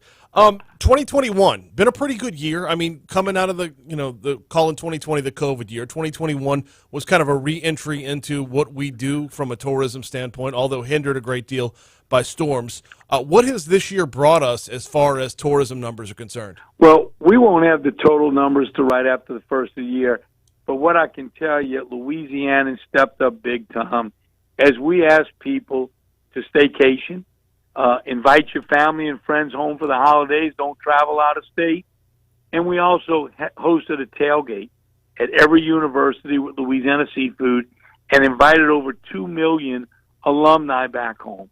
I think the staycation, the drive market, offering fourth night free if you stay 3 nights at a state park, luring people that were driving and seeing the outdoors to stay that fourth night at different parks around the state. All those things have helped a lot of the local businesses, attractions, restaurants make it through this re-entry year. Most recently, we had international reps and travel writers. We put them on buses and took them all over Louisiana, fed them, talked about the culture, the history, the music. So they're now going back home into their country to write about travel to Louisiana. So doing all those things to make sure as we open our doors back up, we are, as we like to say, heads and tails above the other states, and we're going to get our fair share going into the new year. Let's talk about getting that fair share a little bit, and I got to revolve the conversation around COVID because Mardi Gras is coming up. We are, less than 75 days away from Mardi Gras Day itself, so we're exactly 2 months away from the full-on, the heat of Mardi Gras season. Having lost out on it last year, I would imagine this is the want to attend this year is at a fever pitch, and the COVID rates in Louisiana make it look like a very conducive environment to just get down here and enjoy. Absolutely. When we went to New York and we gave out little stuffed alligators and beads because they don't throw, we'll be doing the same thing on New Year's Day. So the crowds will have these little alligators and wearing our beads. And we tell people, if you really want to catch these off a float, you got to come to Louisiana. And as we did before COVID, we promote family-friendly, affordable Mardi Gras all over Louisiana. Not everybody can afford a hotel in New Orleans, and not everybody wants to bring their kids down to the French Quarter. But we let them know from Homer to Shreveport to Ruston to Baton Rouge, Lafayette, Lake Charles, every part of Louisiana has a unique Mardi Gras. Not all as crazy as Mamou, but everybody should get out and see a different Mardi Gras in Louisiana. And surely we were making great progress in having visitors come book Mardi Gras in places other than New Orleans prior to COVID, and we're going to bounce back in doing that this year. You ever done Mamou for Mardi Gras? I have not, but it's on my list. Mine too. I just can't part from New Orleans, or Metairie, or I just, it's family tradition, and that's kind of the way we roll. Yeah, we have a Mardi Gras Feed Your Soul float, and I rode in it in the Nungesser Christmas parade a couple weeks ago, and that float will be in a parade in New Iberia. And they've taken the theme from the Rose Bowl, and they're going to put their local heroes, hospital workers, nurses, and then that float will be in parades all over the state, and we'll be putting, once again, Louisiana's best foot forward in offering rides to those people that go beyond the call of duty. And we also put travel writers on the float so they can write about that experience from the top of a float, and those stories go around the world and make people hungry for more Mardi Gras. What is the pulse like when seeking when pitching New Orleans or pitching Louisiana to the rest of the world when it comes to the COVID environment everywhere else? Is there a hesitancy to travel at all, or are folks looking for a place where it's a little more where the numbers are calm like they are here in Louisiana right now? Well, yes. I think they're looking for a place they can feel safe, and just because of the way we treat people. But I'll tell you, when we made our presentation to the Rose Bowl parade, the lady said, I got one question. Is everyone in Louisiana as passionate as you? And I said, yes, ma'am. Every person in Louisiana welcomes visitors like their family. And so we all have that love and passion for life, and that's why you want us to have a float in your parade. So I think it's that passion of all the people and all those special people in the tourism industry that work hard every day to bring visitors here that is going to help us bounce back a lot quicker than a lot of other states. Hey, when it comes to talks about getting Louisiana into parades elsewhere, do you even push trying to have throws? Well, they don't allow it. Mm-hmm. We haven't crossed that bridge yet with them. We've got a 3-year deal with Macy's. The Rose Bowl parade is a 1-year. We want to see the return on our investment, but we have a 2-year option there. If we get a lot of coverage and it's worth our while financially for the exposure, we'll go back next year. And that might be something we ought to talk to them about, see if we can't break that tradition. But, you know, in another word, we may want to not, because we want to be the only area down here where you can come catch all those great throws and not give them our secret. I definitely can get on board with that. Keep it to ourselves. If you want the real thing, you got to come here. You can't experience the real thing in Pasadena, California, to be certain. Before I get you out of here, just about a minute and a half so left with Lieutenant Governor Billy Nungesser. Your biggest highlight of 2021, what was it from your standpoint, talking about your office, what was your biggest highlight of the year? Well, I think securing these two events, never before had they let a state in. And knowing each parade only allowed 3 or 4 new entries a year, and they get hundreds of applications, says a lot about our team that works every day in the tourism industry. I'm just so proud of that. And you know, but we want to make sure going into next year we don't forget the thousands of people that are still not in their home from this hurricane, and from someone that rode out Katrina and felt forgotten in South Plaquemines Parish. We're going to continue to be out there every day until everyone's back in their home under Volunteer Louisiana, helping those families. And I think going into New Year, we gotta say our blessings for all the good things in Louisiana, but continue to help those people rebuild that are still struggling along the coast. Absolutely. Very well said. Well, we're going to get you back on at the beginning of the new year to recap the 2021 numbers. In the meanwhile, you have a Merry Christmas and a Happy Holidays. Merry Christmas and Happy New Year to you, my friend. We'll talk to you soon. That is Lieutenant Governor Billy Nungesser. Got the chance to catch up with him yesterday afternoon. It'll be available on demand at talk1073.com shortly after the show.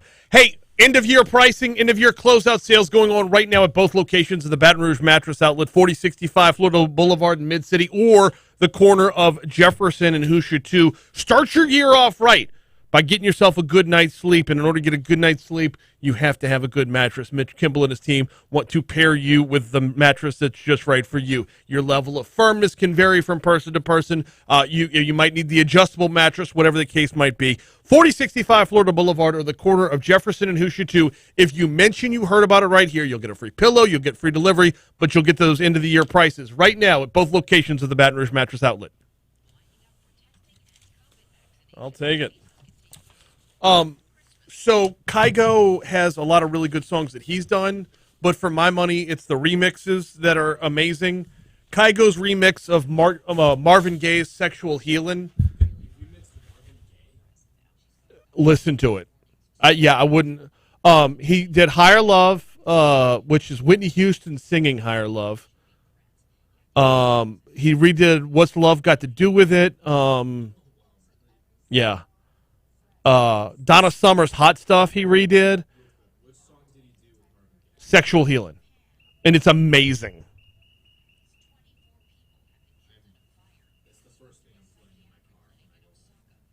I'll play it right now.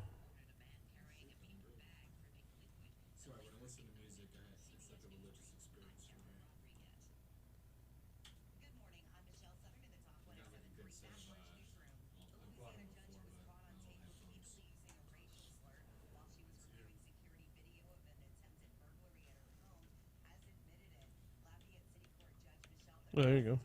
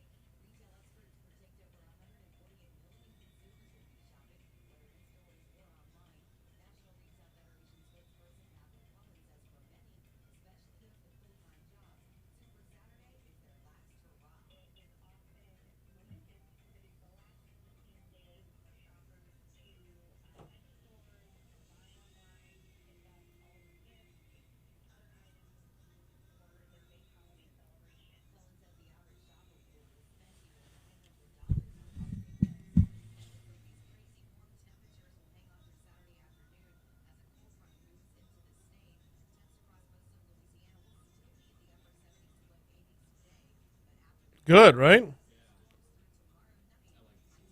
And then, who's the British chick that did the song from the 50 Shades of Grey soundtrack?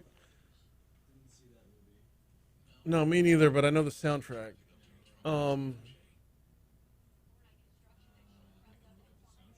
She also sings Lights, Burn. Ellie Goulding. He did one with Ellie Goulding that is, oh my God, it might be better than the Sexual Healing remix. It's, oh crap, what's the name of it? I'm not going to remember it now. It's Kygo and Ellie Goulding. It is,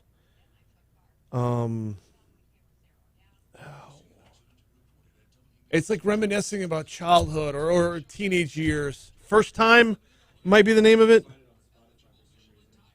I think it's called First Time. We would love us for the first time.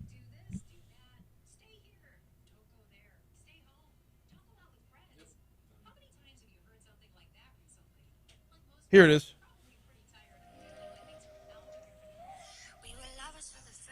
God, I love her voice. No, it's fine. I don't think we're going to get in trouble.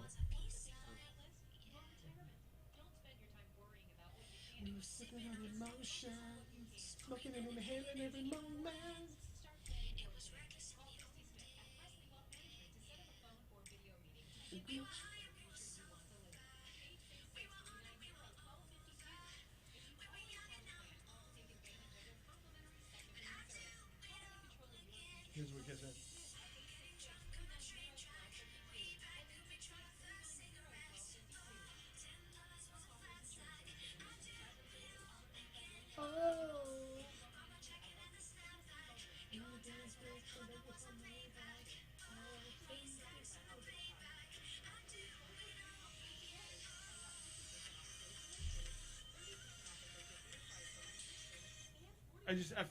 I find it to be very entrancing and very relaxing, and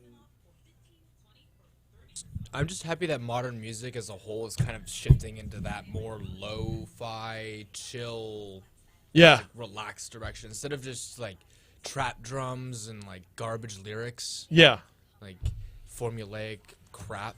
No offense to people that like that stuff. Music is music, but like. Well, it's all cyclical. This is something that like anybody can appreciate. Disco's coming back. It's all cyclical. It's like I love Dua Lipa. Mm-hmm. Amazing. I mean, absolutely amazing. What's that new Levitating? Holy crap! Ask him what he wants to talk about, please.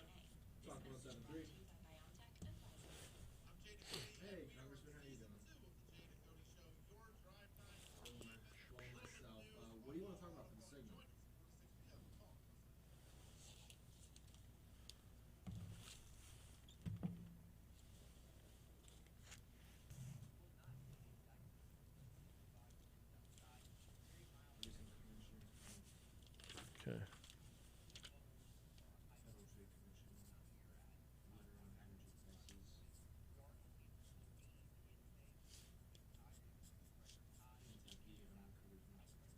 Kentucky. All right.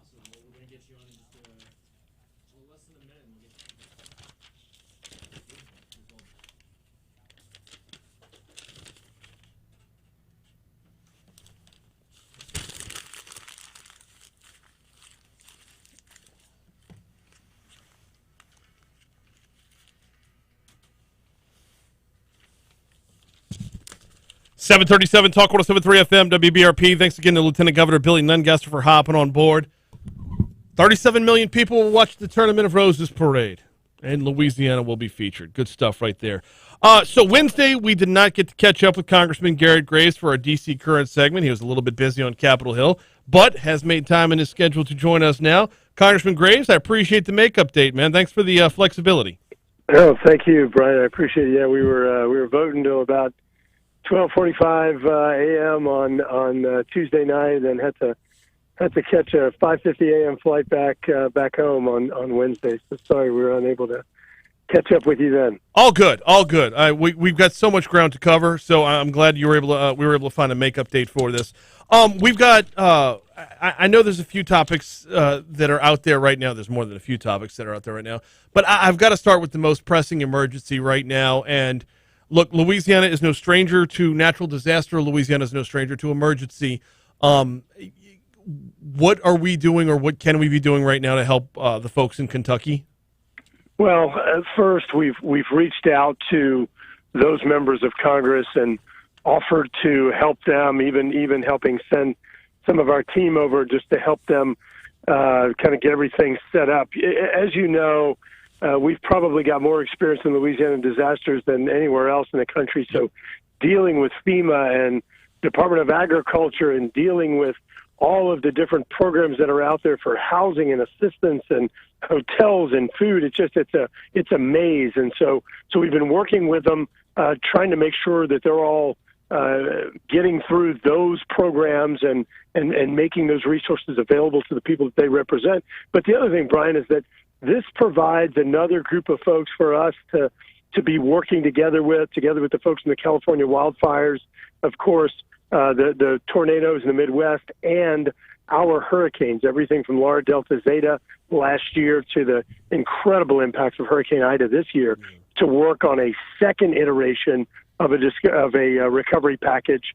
And just to remind you, we've already appropriated a few $1 billion for recovery efforts, but we believe that more are needed. So it just gives us another group of people to work with on that, while we're also working to help them and hopefully able to take some lessons learned and fix the disaster recovery process. This is going to be the worst way to ask this question, but was Kentucky maybe someone that didn't quote unquote get it before? I mean, is that?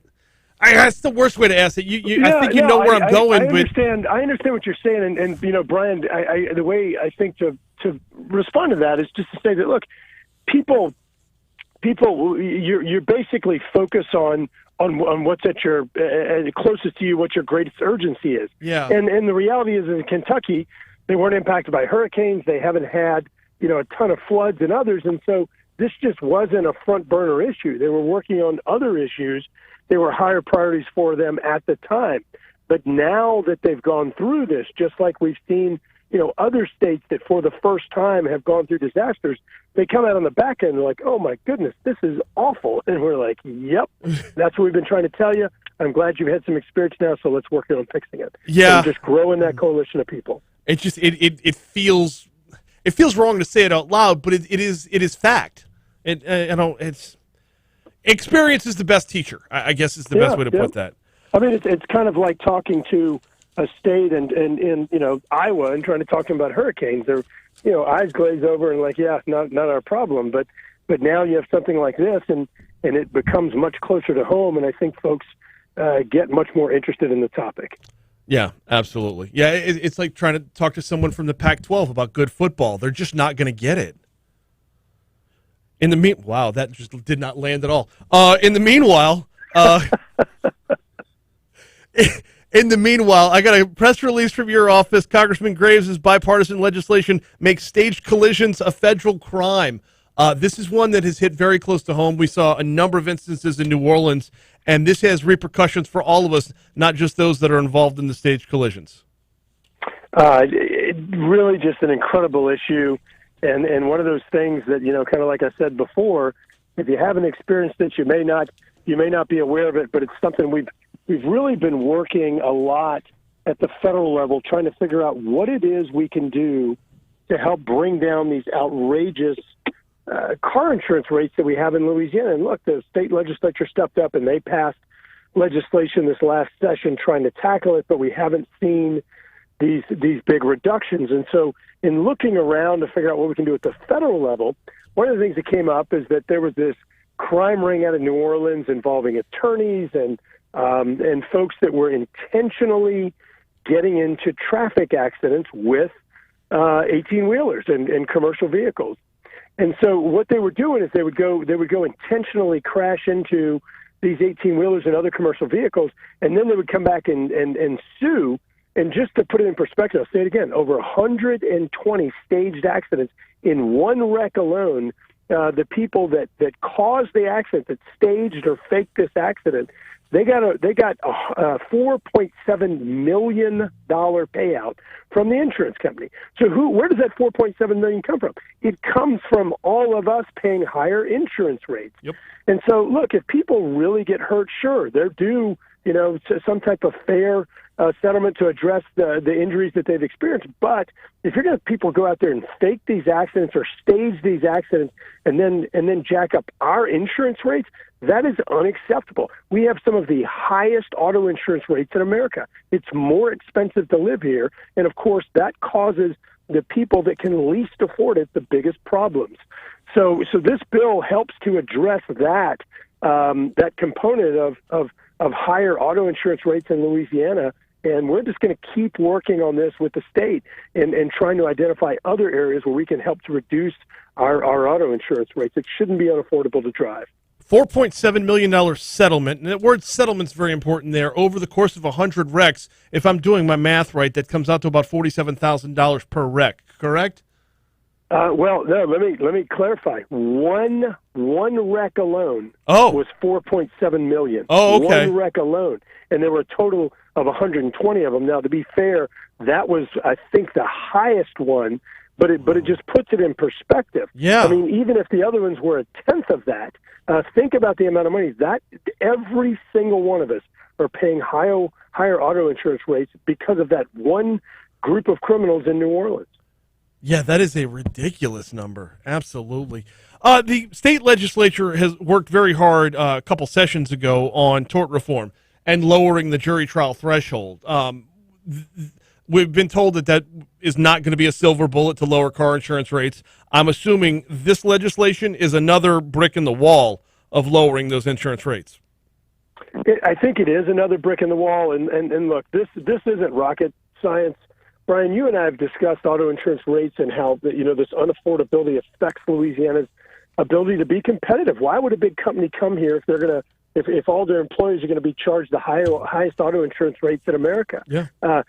So I think what we ought to be doing is we ought to be looking at these laws in other states, and particularly the states that have the lowest auto insurance rates, and just figure out what else we can be doing, what else we're missing if the jury threshold and the reforms that they've done are a step in the right direction. What other steps can we take based on these laws in other states to help bring the rates down? I'll say it again. This affects every single one of us.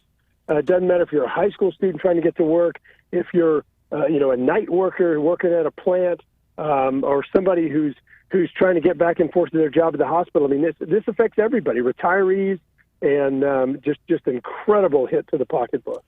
Yeah, it is. The running joke has been humidity and car insurance rates are the two things that people just don't adjust to well when they move to Louisiana. And it rings true every single time. Got a couple more to talk about with you. And we've only got 3 minutes left. I'm going to have to choose here. Okay. The court has forced the Biden administration to reinstate former President Trump's immigration policy.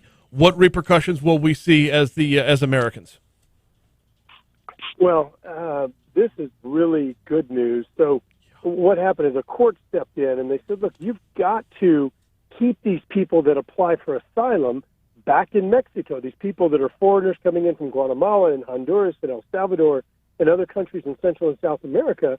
If you apply for asylum, that's fine. You can apply, but there is no reason for them to be released into the United States without a court date, and just allowing them to effectively and have all the benefits of being an American citizen without actually being here legally. And this administration has just been releasing these illegal immigrants into Louisiana and other states across the country, just saying, yeah, we'll get back to you on a court date and hope you're able to make it. And so what President Trump had done is he had put a policy in place that said, that's fine, you can apply for asylum, but you're not coming into the United States. You're going to wait in Mexico. So it was called the Remain in Mexico policy. Because keep in mind, I think it's over 90% of the people that apply for asylum do not get it. So why would we let 100% in? And so the court stepped in and told the Biden administration they were not allowed to continue putting all of these people here illegally applying for asylum into the United States, because the Biden administration at the same time is trying to seek amnesty for all these people. And so what they're trying to do is really just change the demographics of the United States, putting these people in all 50 states across our nation, and that's not the legal process for becoming an American. We should not be rewarding illegal behavior. Rather, we should be promoting the legal process. Yeah, absolutely. And there's a huge difference between full-on amnesty and a path to citizenship, and there's probably somewhere closer to the path to citizenship that's the right answer here. I mean, we don't want to be the country of no, but at the same time, though, we can't be the country of yeah, whatever. Well, and we already allow more immigrants into America than any other country in the world. So we have a very generous immigration policy, but it must be followed.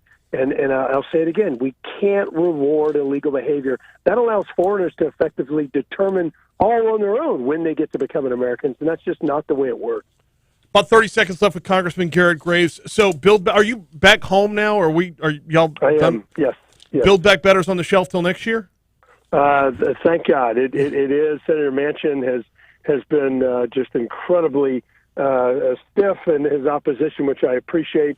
And so that bill, which in the Congressional Budget Office came out and said, no, it's not $1.7 trillion, as Speaker Pelosi said. They said the price tag was much closer to $5 trillion, including about $2 trillion in tax increases for Americans and about $3 trillion in deficit spending. And so that really is forcing Speaker Pelosi and Chuck Schumer back to the drawing board, which is exactly where they should be. In fact, they should just stop this whole thing. It doesn't make any sense. He is Congressman Garret Graves. We normally visit on Wednesdays, but we're able to get it in today. Congressman Graves, thank you so much for the time, and we will hopefully catch up next week as well. Good deal. Thanks, Brian. Right. Take care. Have a good weekend. You too. You too. That is Congressman Garret Graves. We always appreciate his time. We actually had like 3 more topics we didn't get to right there, just due to time constraints. It was about a week or so ago, he put out another press release about nearly $1 million that's coming this way to increase import and export capacity at the Port of Baton Rouge. Maybe that'll be the headliner for next week. Hey, we're getting you to a quick break, then traffic, then we're going to step outside of East Baton Rouge Parish. The outside in is going to be coming your way in just a little bit. You are going to want to pay attention to our traffic in just a little bit, as there are still problems on I-12. So quick break. We'll have traffic coming back next.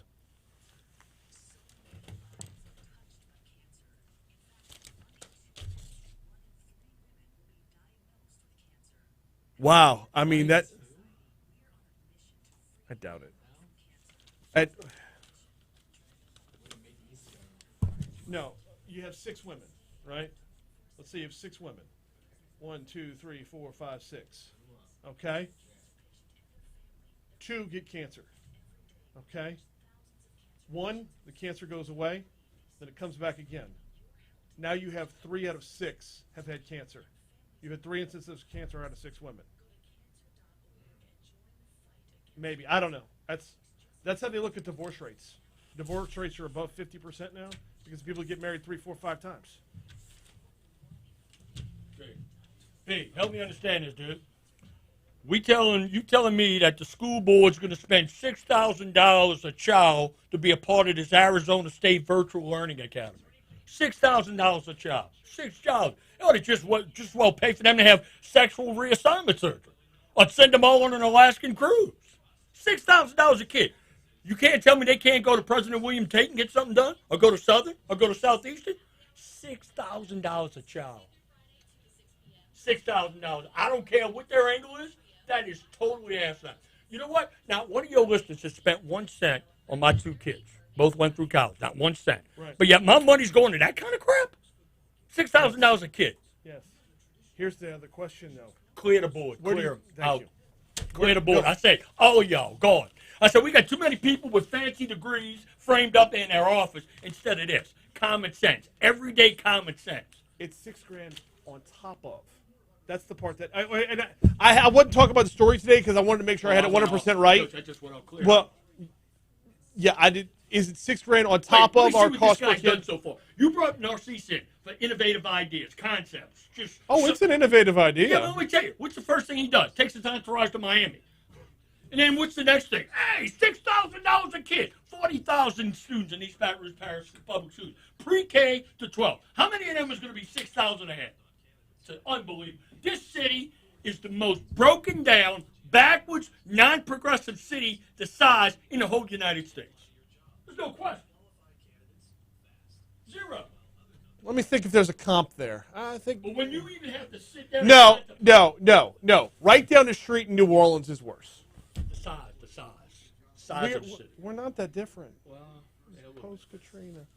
No. I mean, if you want to start including like joke. 6,000 Metairie and Kenner and all that just shit. all send them over on an Alaskan cruise. I'm down with that. Hey, put that $6,000 to their college education. I'm more willing for that for the parents who need a head start. Hey, you do it that way, now you have a carrot on a stick. You have motivation. Yeah, you have right. motivation to get it there. And by the way, are you telling me they still got to do virtual learning? For what? Virtual learning for what? They back in school? Well, right? no. Hey, if $6,000 is going to be diverted to an online learning system. I'll tell you, you know what I'd rather them spend the money on? I'd rather them give every kid their favorite six-pack IPA. Just give them 6. No BS. You were looking for a way to get that punchline in before you walked. Before you walked through the door. Huh? Before you walked through the door, Every you knew. dad of all the kids, let's have a big beer fest on us. Hey, we were talking about K&B ice cream earlier. Coach, yes, Look, K&B ice cream in the big plastic bucket. Yeah. Like after you were done. Cosmopolitan. Neapolitan. Oh.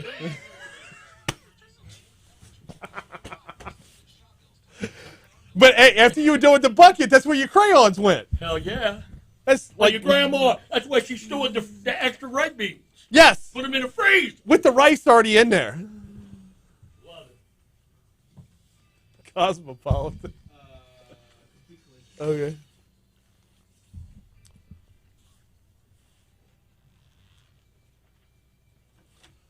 $7:55, Talk 107.3 FM, WBRP. Thanks again to Congressman Garret Graves. Never enough time with the Congressman. Whew. That Pac-12 joke was... Wow. Felt like Colin Quinn for a minute there. Jeez. Anyway. We got a busy third hour coming your way. Rowdy Gaudet, Metro Council member Rowdy Gaudet is going to hop on board in our next hour to talk a little bit about the budget, which passed earlier this week, and see if we can't get his thoughts on a few other things, maybe some redistricting as that was in the business report yesterday.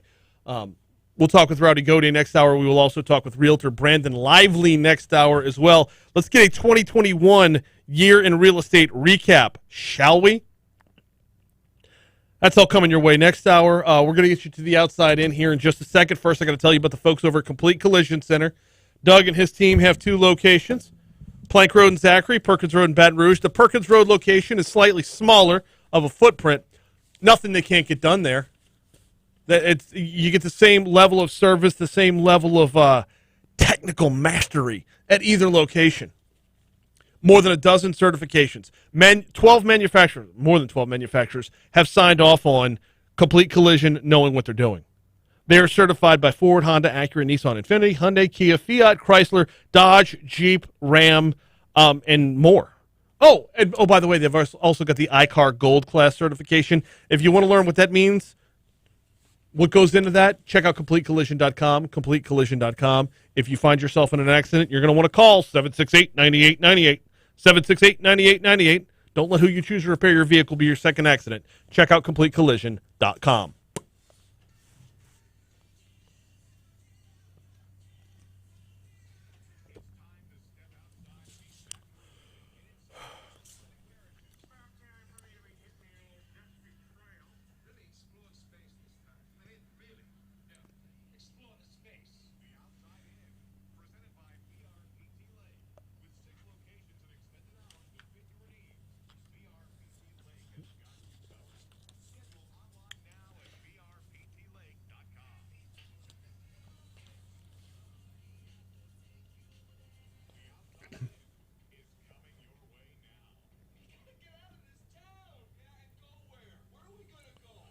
We are going to start off in Iberville Parish, where the trial of alleged killer and former assistant principal Richard Marks is... Nope. I typed that wrong. Robert Marks is expected to wrap up today. Marks is charged with the 2016 murder of Lintel Washington, who was believed to be pregnant with Marks' baby at the time. Thursday's trial began with testimony from Baton Rouge Police lead detective who says Marks' cell pinged off the same cell tower as Washington's, tying him to the crime scene. Marks' defense attorney argues there's no sure way to tell that he even had a cell on at the time of the murder. Robert Marks, not Richard Marks. It's a trial going on. It's not the guy who's saying right here waiting. Over in Lafayette, City Court Judge Michelle Odene says she's embarrassed and humiliated after a video surfaced earlier this week that captured people repeatedly using racial slurs inside her home. A review of the video revealed comments from multiple people who were laughing and giving playback of a foiled burglary attempt at the home. It included the repeated use of the N-word, references to a roach, and chatter about grabbing a gun. Odene says she was under a sedative at the time. Late Wednesday, through her attorney, Odene announced she will immediately begin a leave of absence without pay. Since that time, Governor John Bel Edwards has publicly said she should step down. Her son, by the way, has left the LSU track and field team. Next stop, Livingston Parish, where there's a racist Instagram page about Doyle High School. Several posts were made using students' pictures. Messages were sent using racial slurs. Parents have filed police reports. They are looking for action. When they spoke with the school system itself, they got the same answer. We're working on it. The Instagram page has since been taken down, but this story ain't over by any stretch. That is The Outside In, presented by Baton Rouge Physical Therapy. Check them out online at brptlake.com, brptlake.com. Quick break for news. Coming back with Hour 3 next.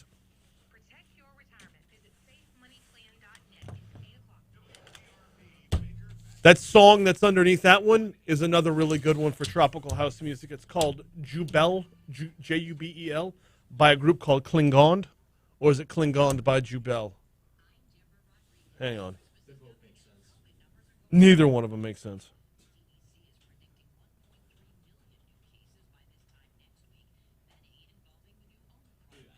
Yeah, the band is Klingond, Klingande. And they've got more than a handful of fantastic songs.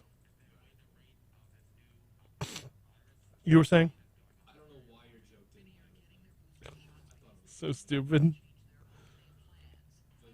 Because if you catch the congressman when he's in go mode, he's in go mode.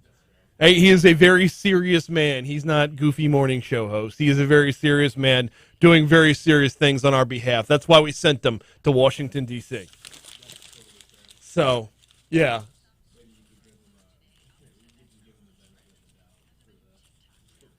Bro, okay, so now Big is accused of sexual harassment?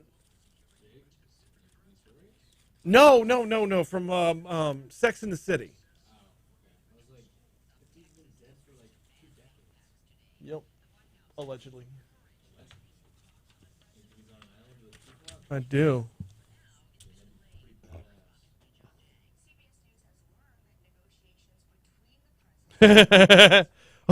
I'm glad I could help Byron's self-esteem there. He says that long pause on his part was difficult to experience. I mean, it bombed. There's no getting around that. I might go grab that audio for a promo. It was so bad, I might use it as a promo. I honestly thought his mic cut out. I thought his phone died. I realized, like, holy shit, was this that bad? Apparently so. Hey, lesson learned. Oh, man. A lot of people died today.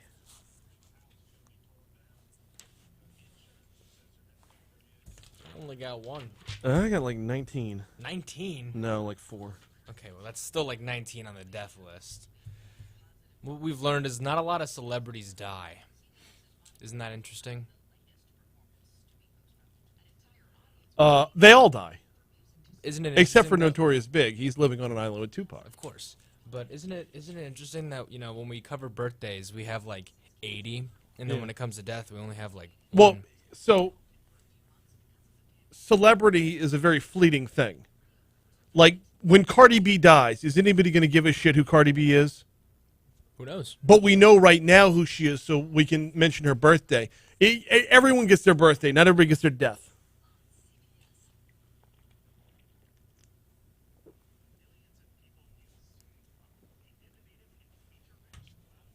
Yeah, I only got like 3 birthdays. 2 of them will get their death. The other one, probably not. Galen says, what about BRCC? Unless he dies tragically, which I don't wish on. Yeah, okay. It's $6K on top of, according to Galen. So we are approaching $20,000 per student per year. Yeah, you know what? Go look up the top schools in the state. Private schools. Jesuit, St. Paul, Catholic High, Episcopal. Like, none of those cost $20K a year. Jesuit might come close.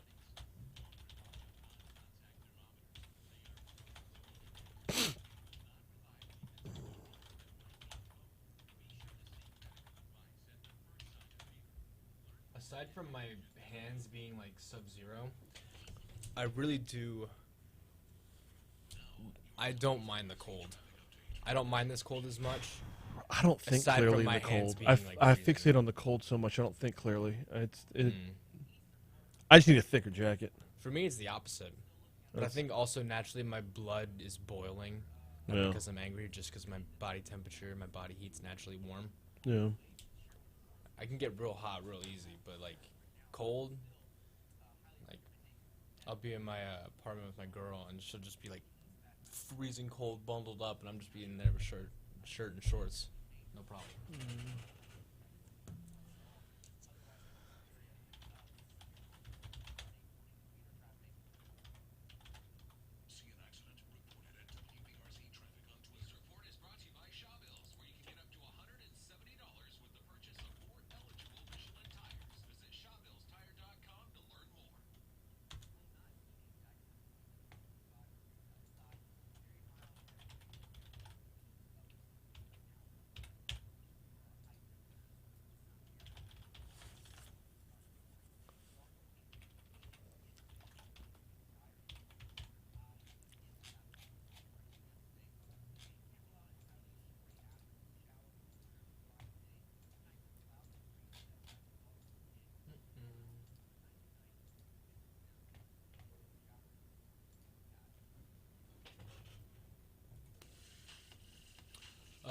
Mathern's. Okay.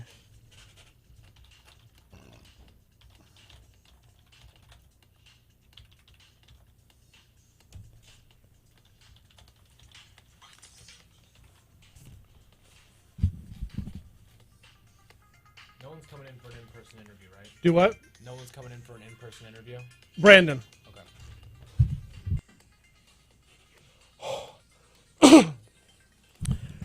806 Talk 107.3 FM WBRP. Hour 3 coming your way right now. Brian here with you. Jake producing. Whew. Busy hour coming your way. Rowdy Gaudet going to join us in our next segment. Brandon Lively after that. Going to get a year in review from a realtor's perspective. How's the real estate market been in Baton Rouge? Hot. Can it stay hot? That's why we'll talk to Brandon. We're talking with Rowdy about the budget. Made its way through the Metro Council this week. The mayor's budget moving forward. Also might want to touch on redistricting. It might be too soon to have that conversation, but it was in the business report yesterday, so I'll bring it up, see where it goes. That's all still to come. Hey, we've got This Day in History coming up in just a bit, but I do have to tell you about the folks over at Mathern's. The weekend is upon us. The actual weekend, Saturday and Sunday, not the Grammy-winning artist, The Weeknd. The weekend is upon us. If you're taking part in any festivities this weekend, need to stop off for some craft beer, some wine, some spirits, whatever the case might be, there are 2 locations of Mathern's to help you out. One is downtown on 3rd Street. The other is on Nicholson at Skip Bertman Drive. That is right across the street from Tiger Stadium. Swing by that location. Swing by the LSU location. Ask for Tony to hook you up with a recommendation on some craft beer. Impress your guests. If it's not your party, share with others. But bring something quality. Bring something good along with you. They've got a fantastic, and I mean, I would compare it to any craft beer selection in town, a fantastic craft beer selection over at Mathern's Market. No, by the way, they are a full-service grocery store. So whatever it is that you might need as you prepare for Christmas, you can get it at Mathern's.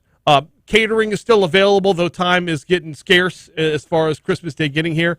Catering is still available. 367-6074 is the phone number, 367-6074, or just swing on by. They can help you out at either location, downtown on 3rd or the Nicholson Gateway Shopping Center, right across the street from Tiger Stadium for Mathern's Market. All right, it's time to go back in time. Jake has This Day in History. Let's go.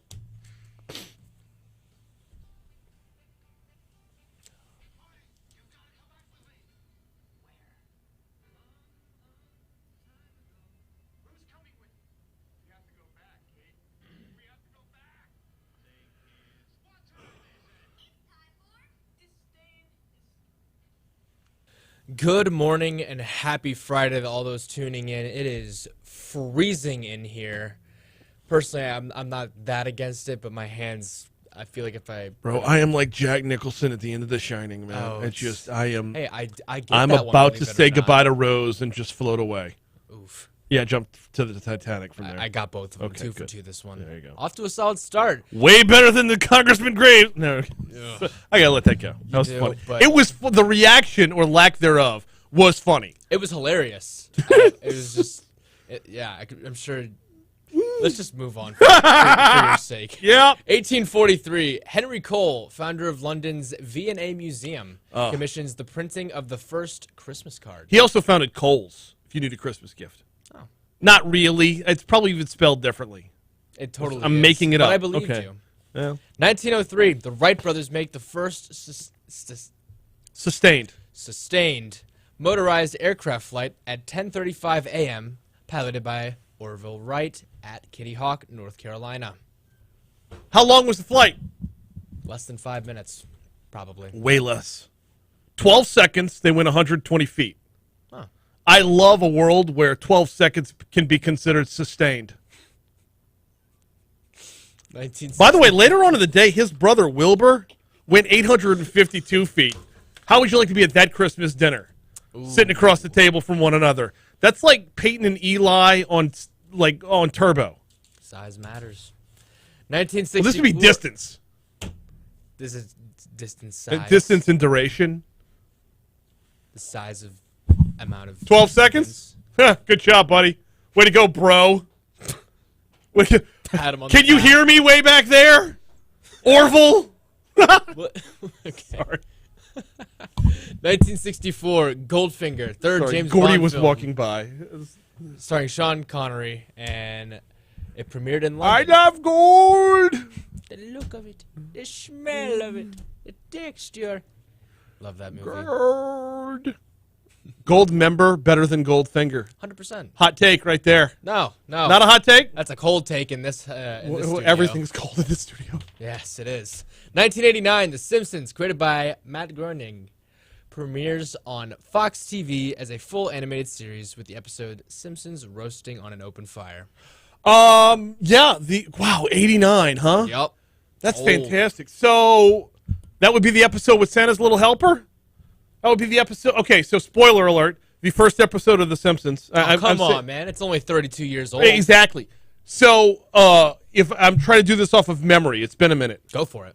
Homer, blows all the Christmas money. No, I know what it is. All the Christmas money goes, Bart tries to get a tattoo that says mother, inside a heart. The tattoo artist gets all the way to moth, and he gets yanked out of the chair by his mom. Marge yanks him out of the chair, and he's got a tattoo that just says moth. So they got to pay for the laser removal. Boom, there goes all the Christmas money. Homer does some stuff to try and score up some more Christmas money, fails miserably, takes what little he has to the dog track, bets it all on a dog named Santa's Little Helper. Santa's Little Helper, it's a sign, it's an omen. It's a coincidence, Dad. Santa's Little Helper fails miserably, finishes last in the race. The owner of Santa's Little Helper doesn't want him anymore, kicks him out, throws him out. The Simpsons bring home the dog. The dog is the Christmas present. Boom. It's a beautiful story. That sounds like a Christmas miracle right there. 2003, The Return of the King, third Lord of the Rings film is released. Makes Return of the King. $72 million on opening weekend, and it's the second film to gross over $1 billion worldwide. 2014, Sony Pictures cancels the release of The Interview starring Seth Rogen after a cyber attack on the studio. What a bizarre sequence that was. I remember that. That was crazy. I mean, hey, we got the movie immediately, and I enjoyed watching it. It was a good time. That's all the events. Let's get right down to this. It was on this day in 2002 that the Braves signed pitcher Paul Bird to a 2-year contract.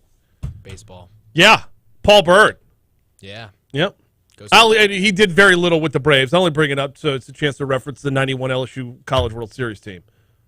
That's why I bring that baseball. up. That's Mike Sorotka, Lal Mouton, Rick Green, Chad O'Shea, Armando Rios. I hear it's a hell of a right team. now. Forget that it's baseball. It's LSU. It's College World Series. Hey, it's Omaha. go Tigers all the way. All right. All right, Birthdays. birthdays. First up, we got Pope Francis turning 85. Big time. Manny Pacquiao, 43. Yep. And Buddy Hield turning 29. Buddy Hield. All right, Saints offensive lineman James Hurst, Ooh. born on this day in 91. Let's go. Michelle Tafoya. What? Sports reporter. NBC Sports? Michelle Tafoya? Nothing? I don't watch conventional news like that. All right. And Chuck Liddell. That name One of the sounds greatest familiar. MMA fighters ever. Oh, yeah, that's why. Resident badass Chuck Liddell. Born in 1952. Unreal. Yep. Very nice. Also realtor Brandon Lively, who will be here in half an hour. Oh, well, happy birthday. I only have one death of note. Kim Jong-il. He died. Kim Jong-il died today. Yeah. 10 years ago Can we today. do it again? Otto Graham died on this day in 2003, former NFL quarterback. He was 82 years old when he passed. 82. Former baseball player Dave Smith. Astros pitcher, I believe. And Sammy Baugh, another former football player. Sammy Baugh died at the age of 94 on this day in 2008. Dang. Okay, well, that's all the deaths. Let's get right down to the holidays. I got 4 to talk about. First up, it's National Device Appreciation Day. Nope. I mean, come on, that's what our Lord's intended. Yeah. National Maple Syrup Day. Love me some Fair. maple syrup. That's fair. I'm pro maple syrup. National Ugly Sweater Day. That's today, yes. Of course it is. Should And we mentioned this before on this day in history in 1903, but it is the Wright Brothers Day. See, that's a good one. Mm-hmm. More Wilbur than Orville, though. Mm-hmm. It's only Orville's day for 12 seconds. That's this day in history. We gotta hit the break. Coming back, we're talking Metro Council business next. Sorry to steal the closeout from you, but I had to on a decent punchline. So. Oh, that's great. No, that's fine. I'm gonna get in trouble for I like a world where 12 seconds is considered sustained. I made a size joke right after you. I know. Is that bad? Am I not allowed to do that? Nope. Not supposed to do that? It's Rowdy. Hey, Rowdy. Hey, man. Hey, anyone tuning in on YouTube? So, we're gonna start with the budget and talk a little bit about the one-time pandemic aid because the numbers on the budget kind of are alarming. But when you factor in the fact that it's not all coming from us, that's one thing. And I want to start. I don't want to dive too far in, but it's time to start the redistricting conversation. So if we have time on the back end, let's hit that a little bit. Do you have to be out before 8:30? Okay, out 8:30 is our out, or technically 8:31, but cool deal. Hang tight. All right, thanks.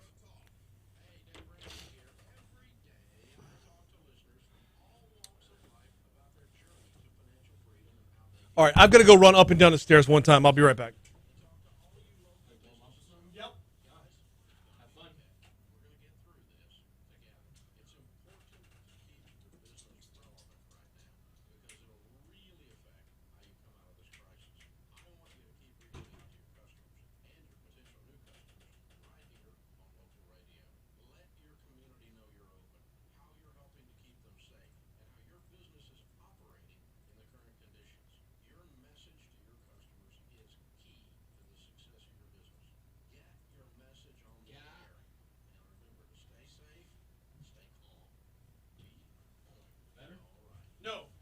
As soon as I reopened the door, I got up to 4 and then back down to 2.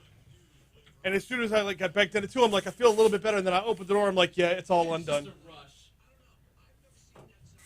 Yeah, it's a no dice there.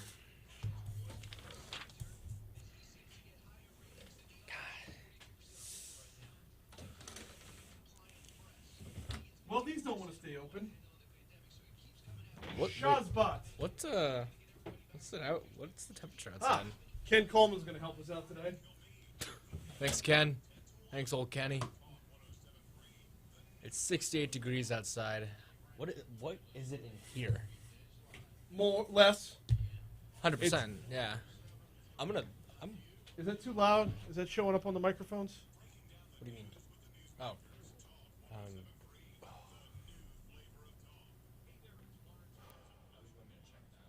Put your headphones on? Yeah.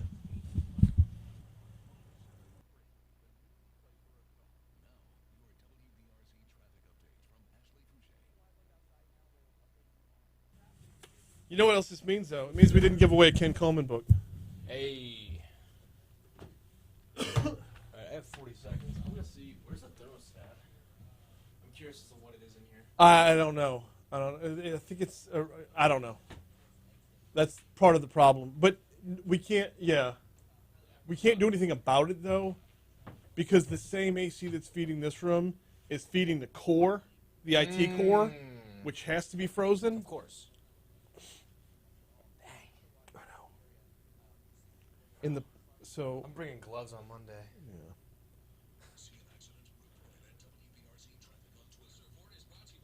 All right. 3 segments to go. Okay. Let's get it done.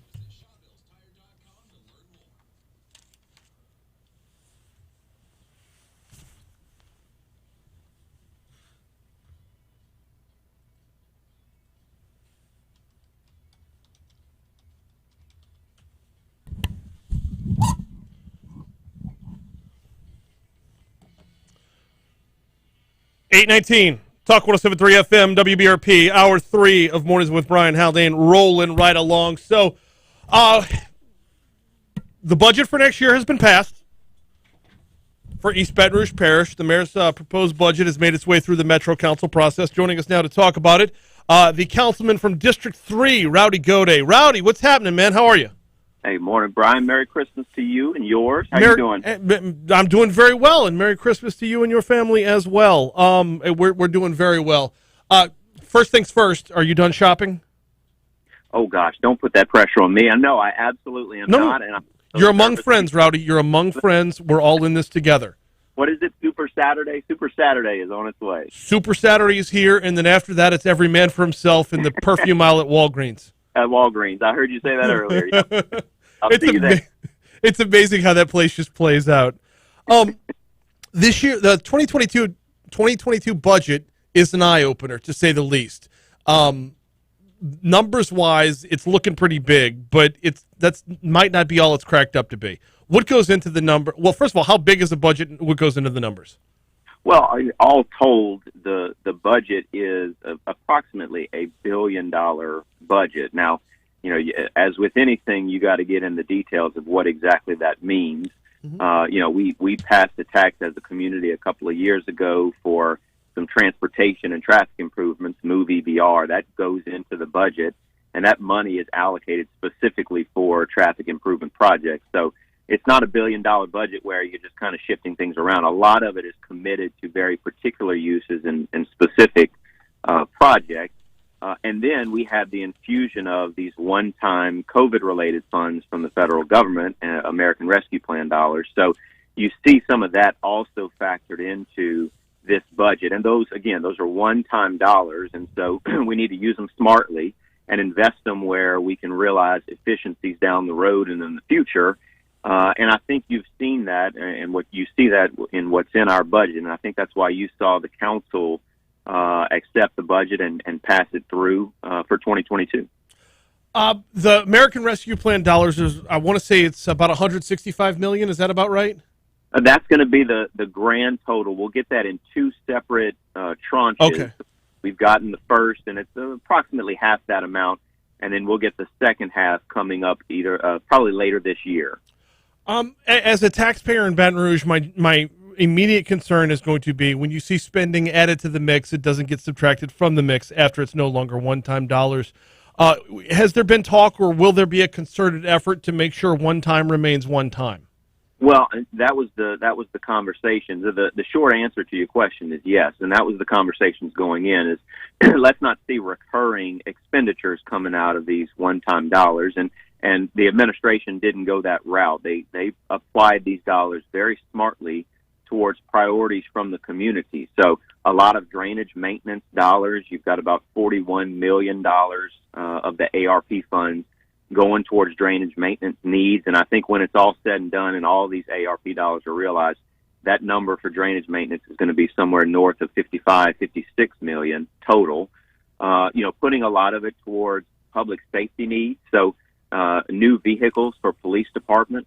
You purchase those new vehicles, you get rid of some of the old, outdated, and what was requiring a lot of maintenance, and you can cut down on some of those future recurring maintenance costs. And so that's what you do with these one-time dollars. You apply it smartly so that you realize some efficiencies in the future, and then we can try to apply those efficiencies towards priorities and needs in our community. Metro Council member Rowdy Gaudet is our guest. Rowdy, having gone through the process, the whole budgeting process, is it alarming, or is it something that we should be concerned about that such a small percentage, a relatively small percentage of the budget is actually general fund dollars? We have a lot that's tied up, dedicated, and we can't do anything about or have any say over. Yeah, and the sort of the easy numbers behind that, as I said, $1 billion budget, about 2/3 of that is protected by law to go towards very specific purposes. And I think there's a lot of history to that. I mean, I think as voters, again, I'll reference Move EVR. I think voters wanted to hear that, look, if I vote for this thing, it's going to go towards its intended purpose.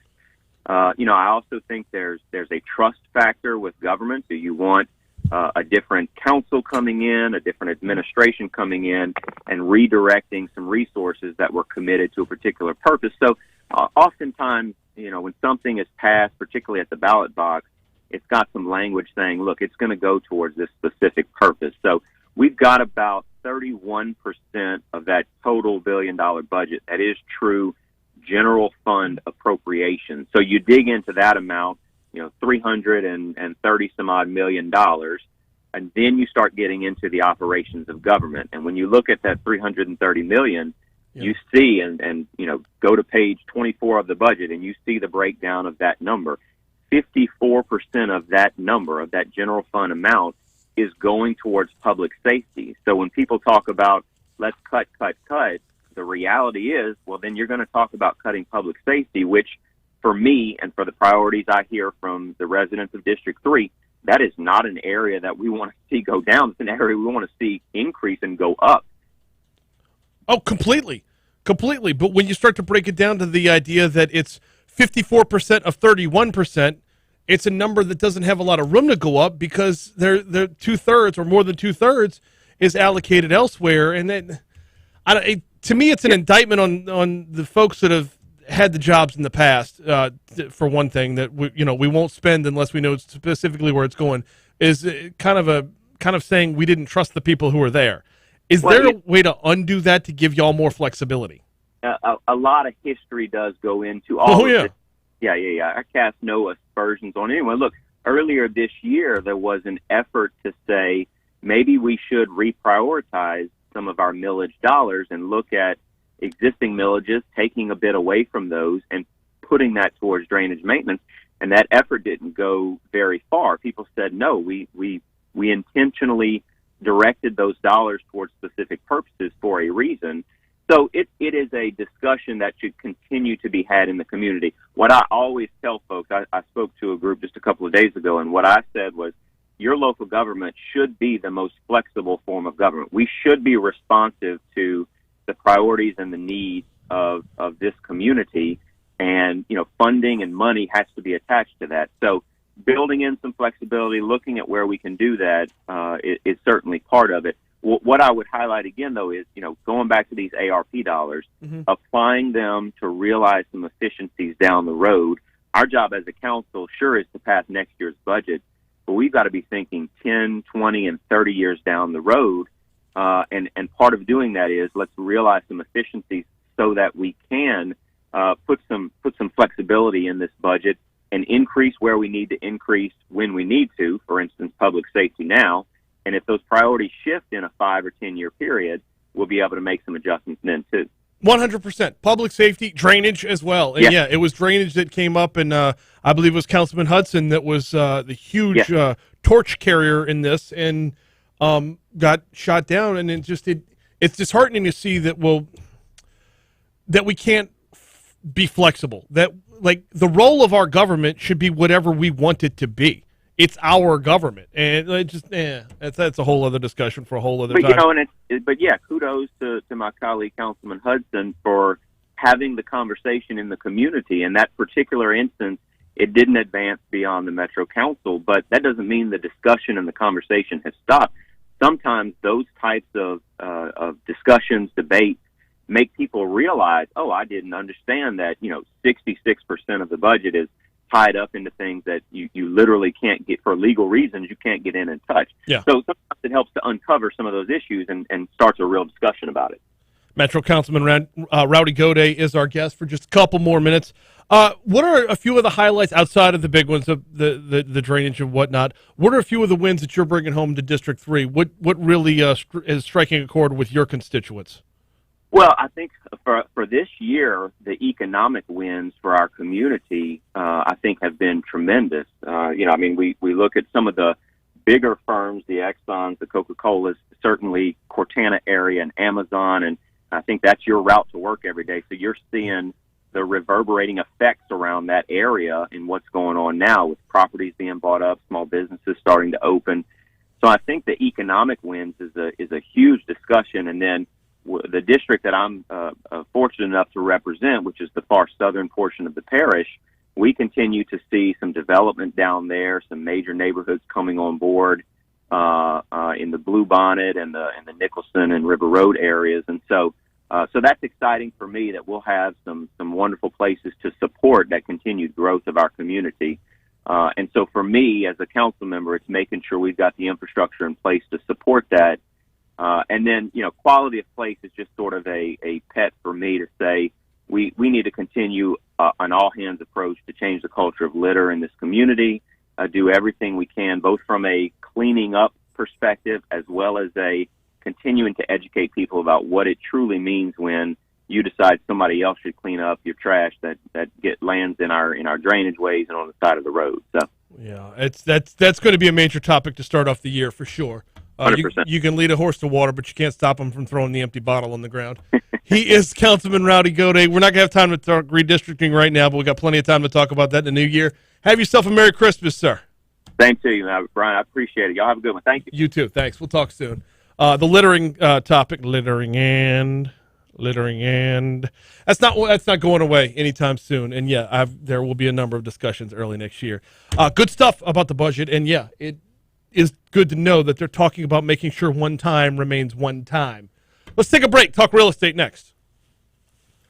Yo, sir. I probably should have told you. It's 9 degrees in here. I'm always hot. That's. Cold, you know it's cold. I'm going to ask you again on the way out. I have more than enough of these, unless you've changed all your information. No, I didn't change my information. I just changed brokerages because I went to Remax where I got a much better spread. Okay, cool. Much better deal. I'm doing a lot more commercial too.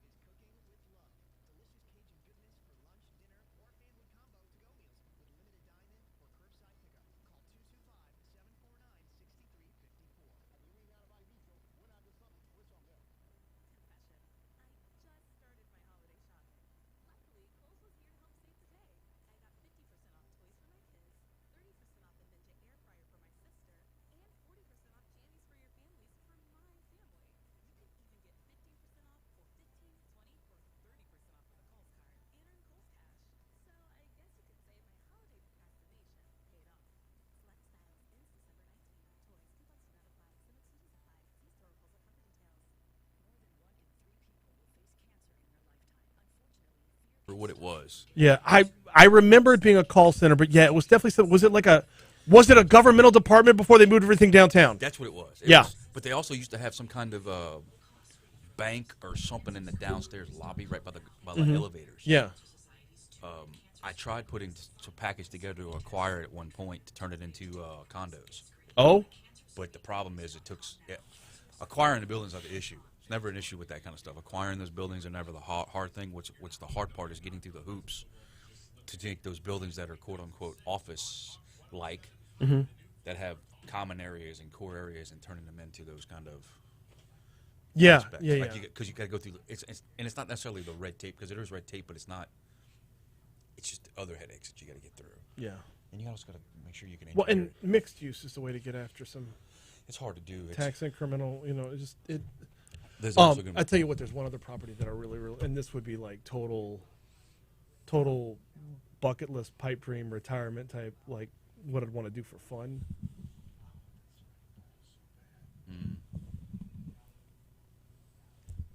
Once Amazon's in there, it's fucking lead night everything. You're talking about the people that are going to come there are going to work right across the street. And actually, they're not asking a lot for that property. No, I know, but I want to. The problem is it needs some serious rehab. Yeah, that's where the money's at. But it needs rehab anyway because it has to. There's a model for it. Yeah. And there's one to the east of us and one to the west of us. We talk about it later. Yeah. It's just a matter of finding the funding. What? Just a matter of finding the funding. I don't know. 838 Talk 107.3 FM WBRP. That's where I go to my boss. Yeah. Man, we're rolling right along. Got just 2 segments to go here before we get out for the weekend. I've been wanting to do this for all of next week as well. There are a number of different facets of our economy. There are a number of different governmental departments. There are a number of different areas where I want to recap how did 2021 go. The real estate market has been on fire. A fire so big it might warm up the studio. Joining us now to talk about it, Realtor Brandon Lively.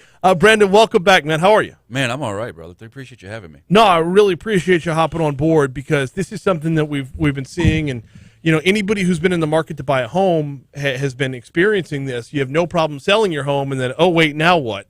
So let's just start with the basics. How hot has Baton Rouge been? It has been it's been smoldering hot. I equivalent to if you take a gas stove and you turn it all the way to hot and fired and boiling. Mm-hmm. Earlier in the year, it was so hot you couldn't even keep in touch the stove, and now it's at a simmer. It's been simmering and bubbling, and now it's at the point now where things are kind of slowed down because of the holiday, but nothing. People are going to buy their house or sell a house if they need to make it happen. But I would call the calm before the storm because I think next year is going to be even crazier. Well, it's tough to call it calm though because it's been so active, and properties are at a point where if you don't have a guy, if you don't know somebody, they're getting sold before they're even on the market. We've got some coworkers in the building who have recently bought and sold their homes, bought a home and sold their home, and that's been the case. Is like the sign isn't even getting in the front yard before an offer's coming in.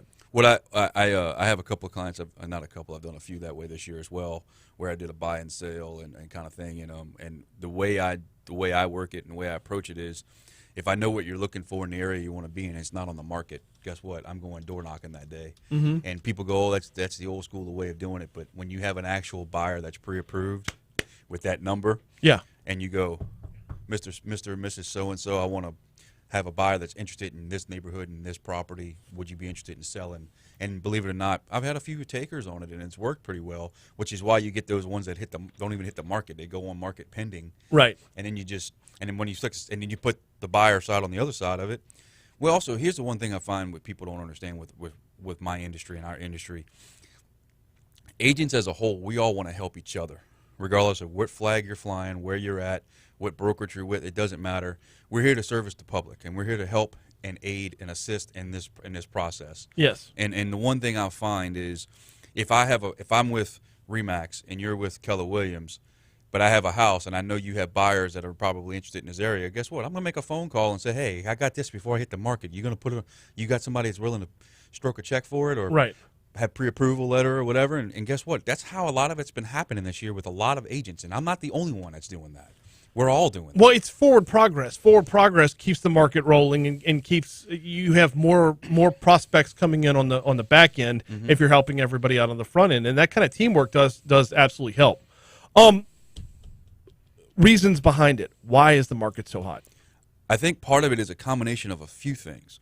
One, the pandemic was part of it, but it wasn't part of it as much as people think it is. I think what really happened before pre-pandemic, or we knew the pandemic was kind of having issues, but we weren't there yet where we were shutting down things or whatever the case may be, the market was already sizzling because there weren't a lot of homes on the market to start with. Right. And it wasn't that there weren't a lot on the homes. They were just selling so fast. And then all of a sudden, when you start seeing properties in neighborhoods go multiple offer, you know the market's going to turn up even hotter. Okay. Like it's kind of a precursor to that. Well, you may see one or two go multiple offer, but you won't see, like it's very rare you see a whole neighborhood when you put a house on the market, all of them is going to go pending, but all of them are going to have multiple offers. Yeah. And that's happened. Okay. And where you get some that maybe sold, that say neighborhood sold 20 homes last year or the year before, but this year they sold 50, and all of them went pending within 24 to 48 hours. Saying the pandemic is a part of the reason, but like why? Like what about the pandemic? Is it people just they're sitting in the same house for so long and they're under stay-at-home order and they're like, I'm sick of these four walls. We need more room. Or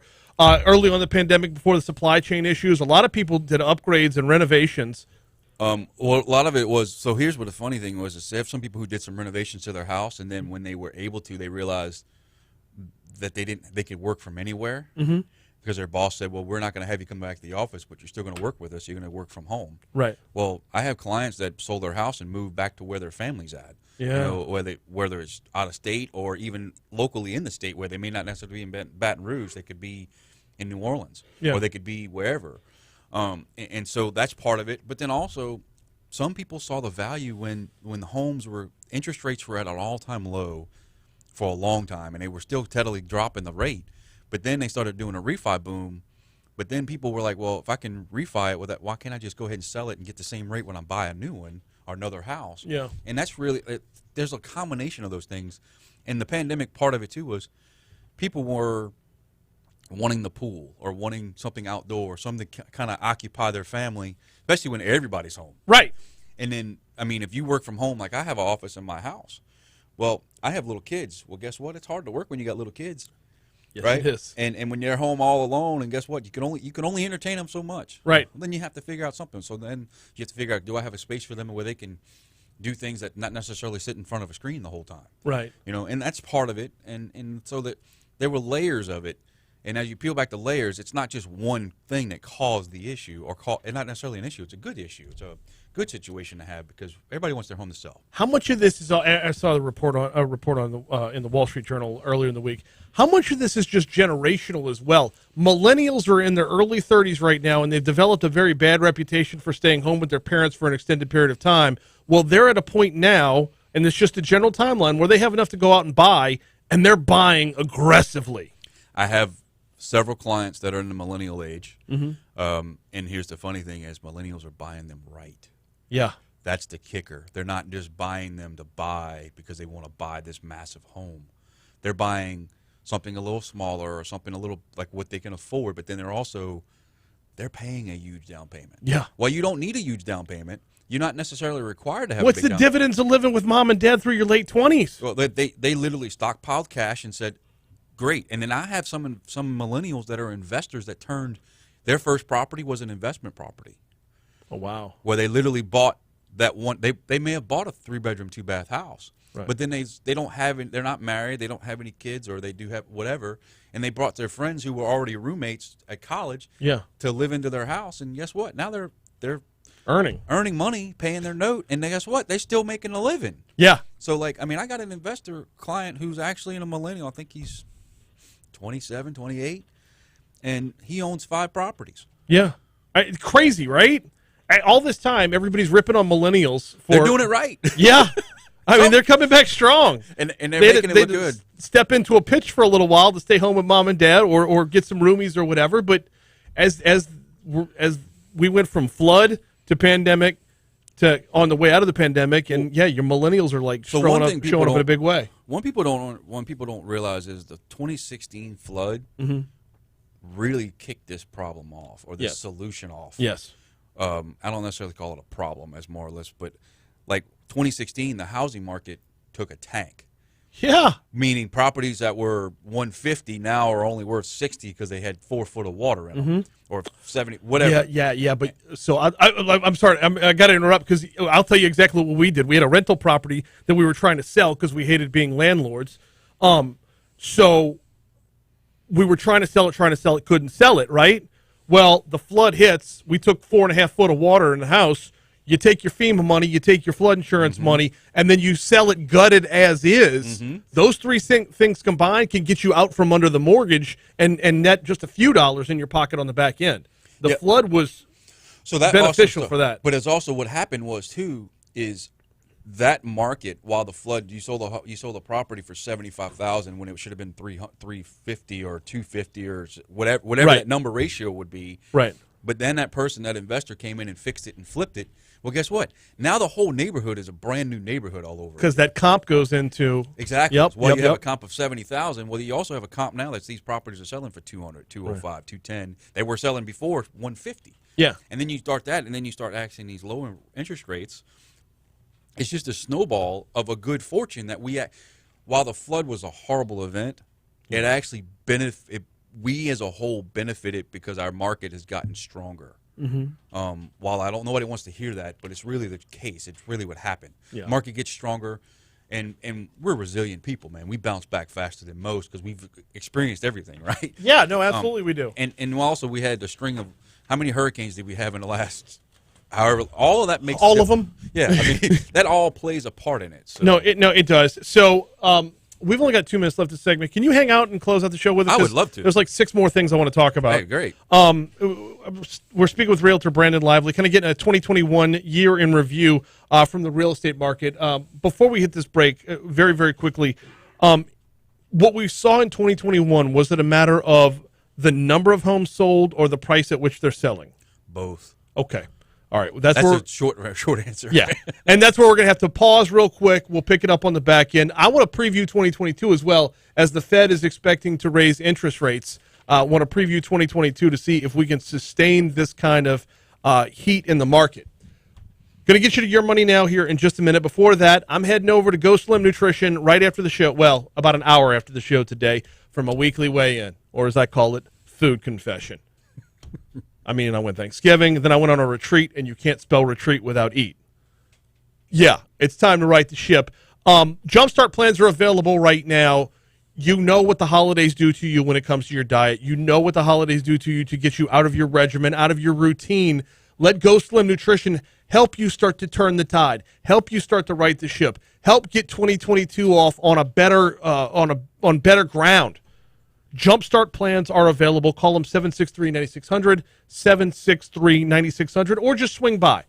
Go by around 10 o'clock this morning. I'll be there. I will introduce you to Vicky.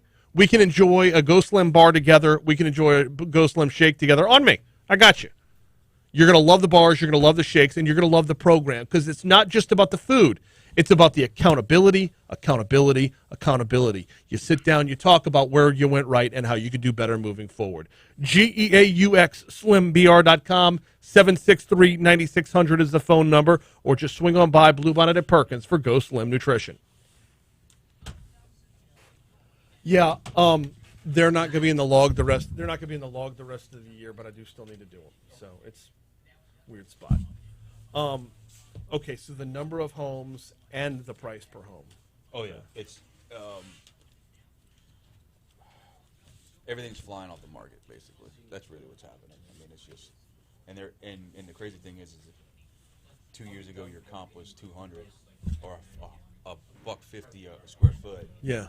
Well, that comp now had 70 homes or 60 homes. Hang on a sec, Chuck. Did you come up with any ideas for Monday? It's a week from Monday, so. Yeah. I've got one that you're gonna hate. So. Who? Betsy. I hate that. Taylor's throwing around the idea of coming on and hosting. Taylor? Yeah. Done. He can have that for sure. Okay. You two teamed up? Absolutely. Yeah. All right. That's why he produced the show yesterday. I was like, dude, Brian needs a co-host. Needs somebody to host the show with me for the 27th. Do you want to do it? And he's like, he comes back from vacation that Sunday. stuff ready. Walk in at 6. Like I might have everything done. Like just Yeah. show up at 6. And You always call me. That's a Pandora's box I'm not willing to yet open, because the second I call you, I've got to call 800 other people. I know. I'm just So, letting you know that. no, I know, and I appreciate it. I do. I'm always game, brother. It's the But yeah, I'm trying to get him to confirm it, but it sounds like he wants to do it. All right, all right. I'll hit him up today. I'll pressure him. Yeah, there you go. He's good. Anyway, So if the comp was 2 years ago, $150 a square foot, now the comp's $175 a foot. yeah. So I mean, you get homes that are selling at that price point, and you bought your house 2 years. I have a client who bought a house early in 2019, Mm-hmm. and they bought it. I think it was $106 a foot, something like that. Yeah. We sold it for $140 a foot. Good God. All they did was paint the walls. We got our house in Sherwood, which is over 3,000 square feet. We got it at like I want to say it was like $78 a square foot, but it was over a decade ago. We've still got a lot of work we want to do on it, but we're at a point right now where it's like, no matter what we do to it, we can't maximize that price per square foot on the back end. It depends. Really? Depends on how long you wait.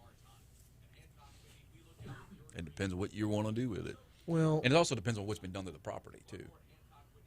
we removed some trees, and we're about to have to do a lot of stuff to the outside, new roof type of stuff. Well, that stuff adds value, but I'm talking like if you updated the inside, if you've done some things, those things to the... We flooded, so Well, I'm saying, new floors. But if you don't need, if it doesn't have to be, like, a lot of Sherwood Forest, there's two kinds of houses in Sherwood Forest. Ones that have been updated and ones that haven't been. Yeah. And the ones that haven't been updated, the 70s and 80s called and said they want their house back. Yeah, I mean it's Nothing an wrong old, with it. No, It's it's just- an old subdivision. It's just an old subdivision. But the problem is the old people are dying. There's no other way to put that. Well, There- you're going to if- start seeing phases of that happening in Sherwood, Shenandoah, those pocket neighborhoods that have been, I say pocket, that ain't a pocket neighborhood, that's a big neighborhood. But like, Sherwood's the biggest neighborhood. It's the biggest subdivision in Baton Rouge. yeah. That It's got so many filings. Yeah, it's like 7 filings or 6. Yeah. I forget how many it's got, but there's also Sherwood's also coming back. People want to go back to Sherwood. Yes. They used to not be like that. For a while, there was a law where people didn't And want I to have go a there. feeling, and this is nothing but a gut feeling, but Amazon is going to be good for Sherwood because it's a short commute, but you have space. You And do got have good a schools commute. in that area too. A lot of schools in that little. The Magnet, yeah, Sherwood Middle Magnet is one of the best in Baton Rouge. Is there, I think there are like 2 in that area? Or something? Sherwood and Broadmoor. Yeah. That's what I saw. I was trying to remember. There was 2 in Yeah. that school. So. And then I want to say they're putting up a charter. No, that's not right. I don't think there's a charter in the I'm area. gonna tell you the thing that's really going to help is my kid goes to Basis, and they're That's right on there, Florida on the other side. right next to the Robinson Brothers. Bruh, that place came out gorgeous. Dude, you should see the inside of it. The inside's Oh, yeah? massively pretty. And plus, really cool. you can walk out of school and go over and get your your cube steak from the Well, the one thing I find is the La Morenita. Is that the name of the grocery store? yeah. Well, Bro, the meat prices at their butcher are ridiculously good. Yeah, that's a whole other topic. Anyway, There's a lot- but there's- Basis has been phenomenal. the Basis is there. That's the newest one, but they also had the one by Women's. That's the one, and they're also. I'm not supposed to tell you this. We're supposed to be putting the high school out.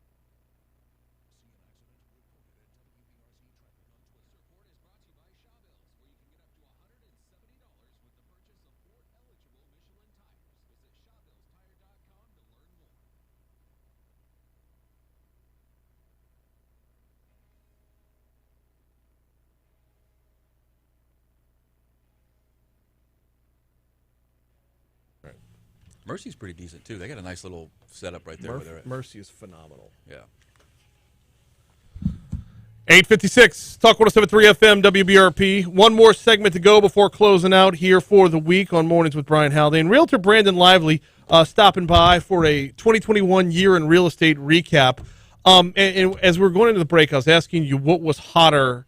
Was it the price per home or was it the volume of homes, the number of homes? And your short answer was both. Expound on that just a little bit. How, like... Well, the price per home would happen if your home was $150 a square foot a couple of years ago.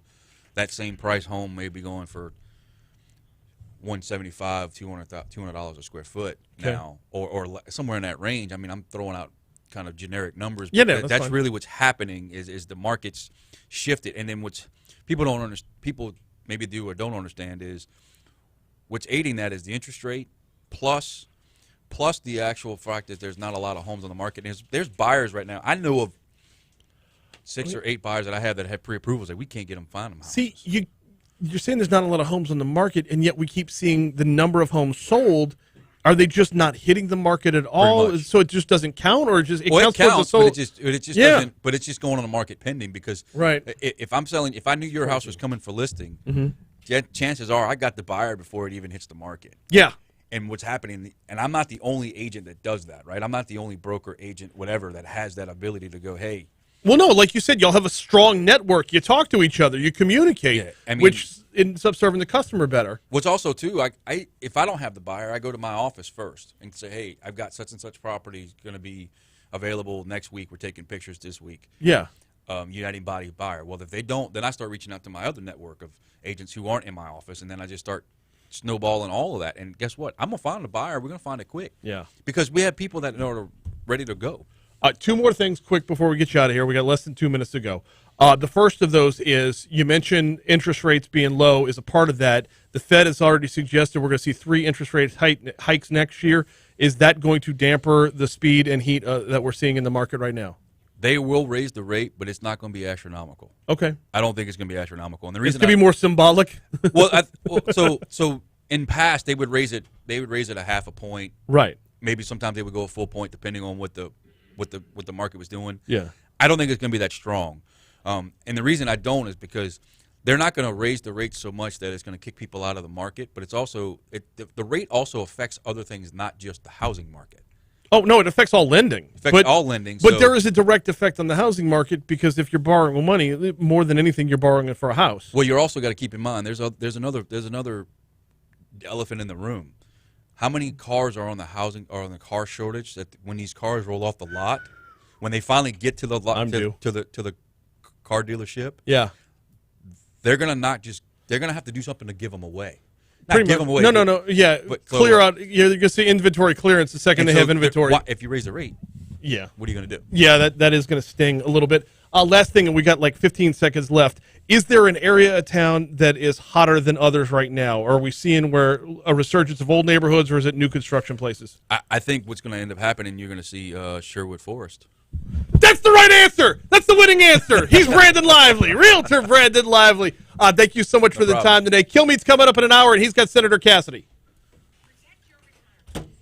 Oh. All right, man. I appreciate you hanging out for the extra segment. I appreciate you coming in, man. All right, I'm going to ask you again. Are you freezing? Liar. No. No, I did. We're still on YouTube, by the way. There's probably only like 3 or 4 people watching.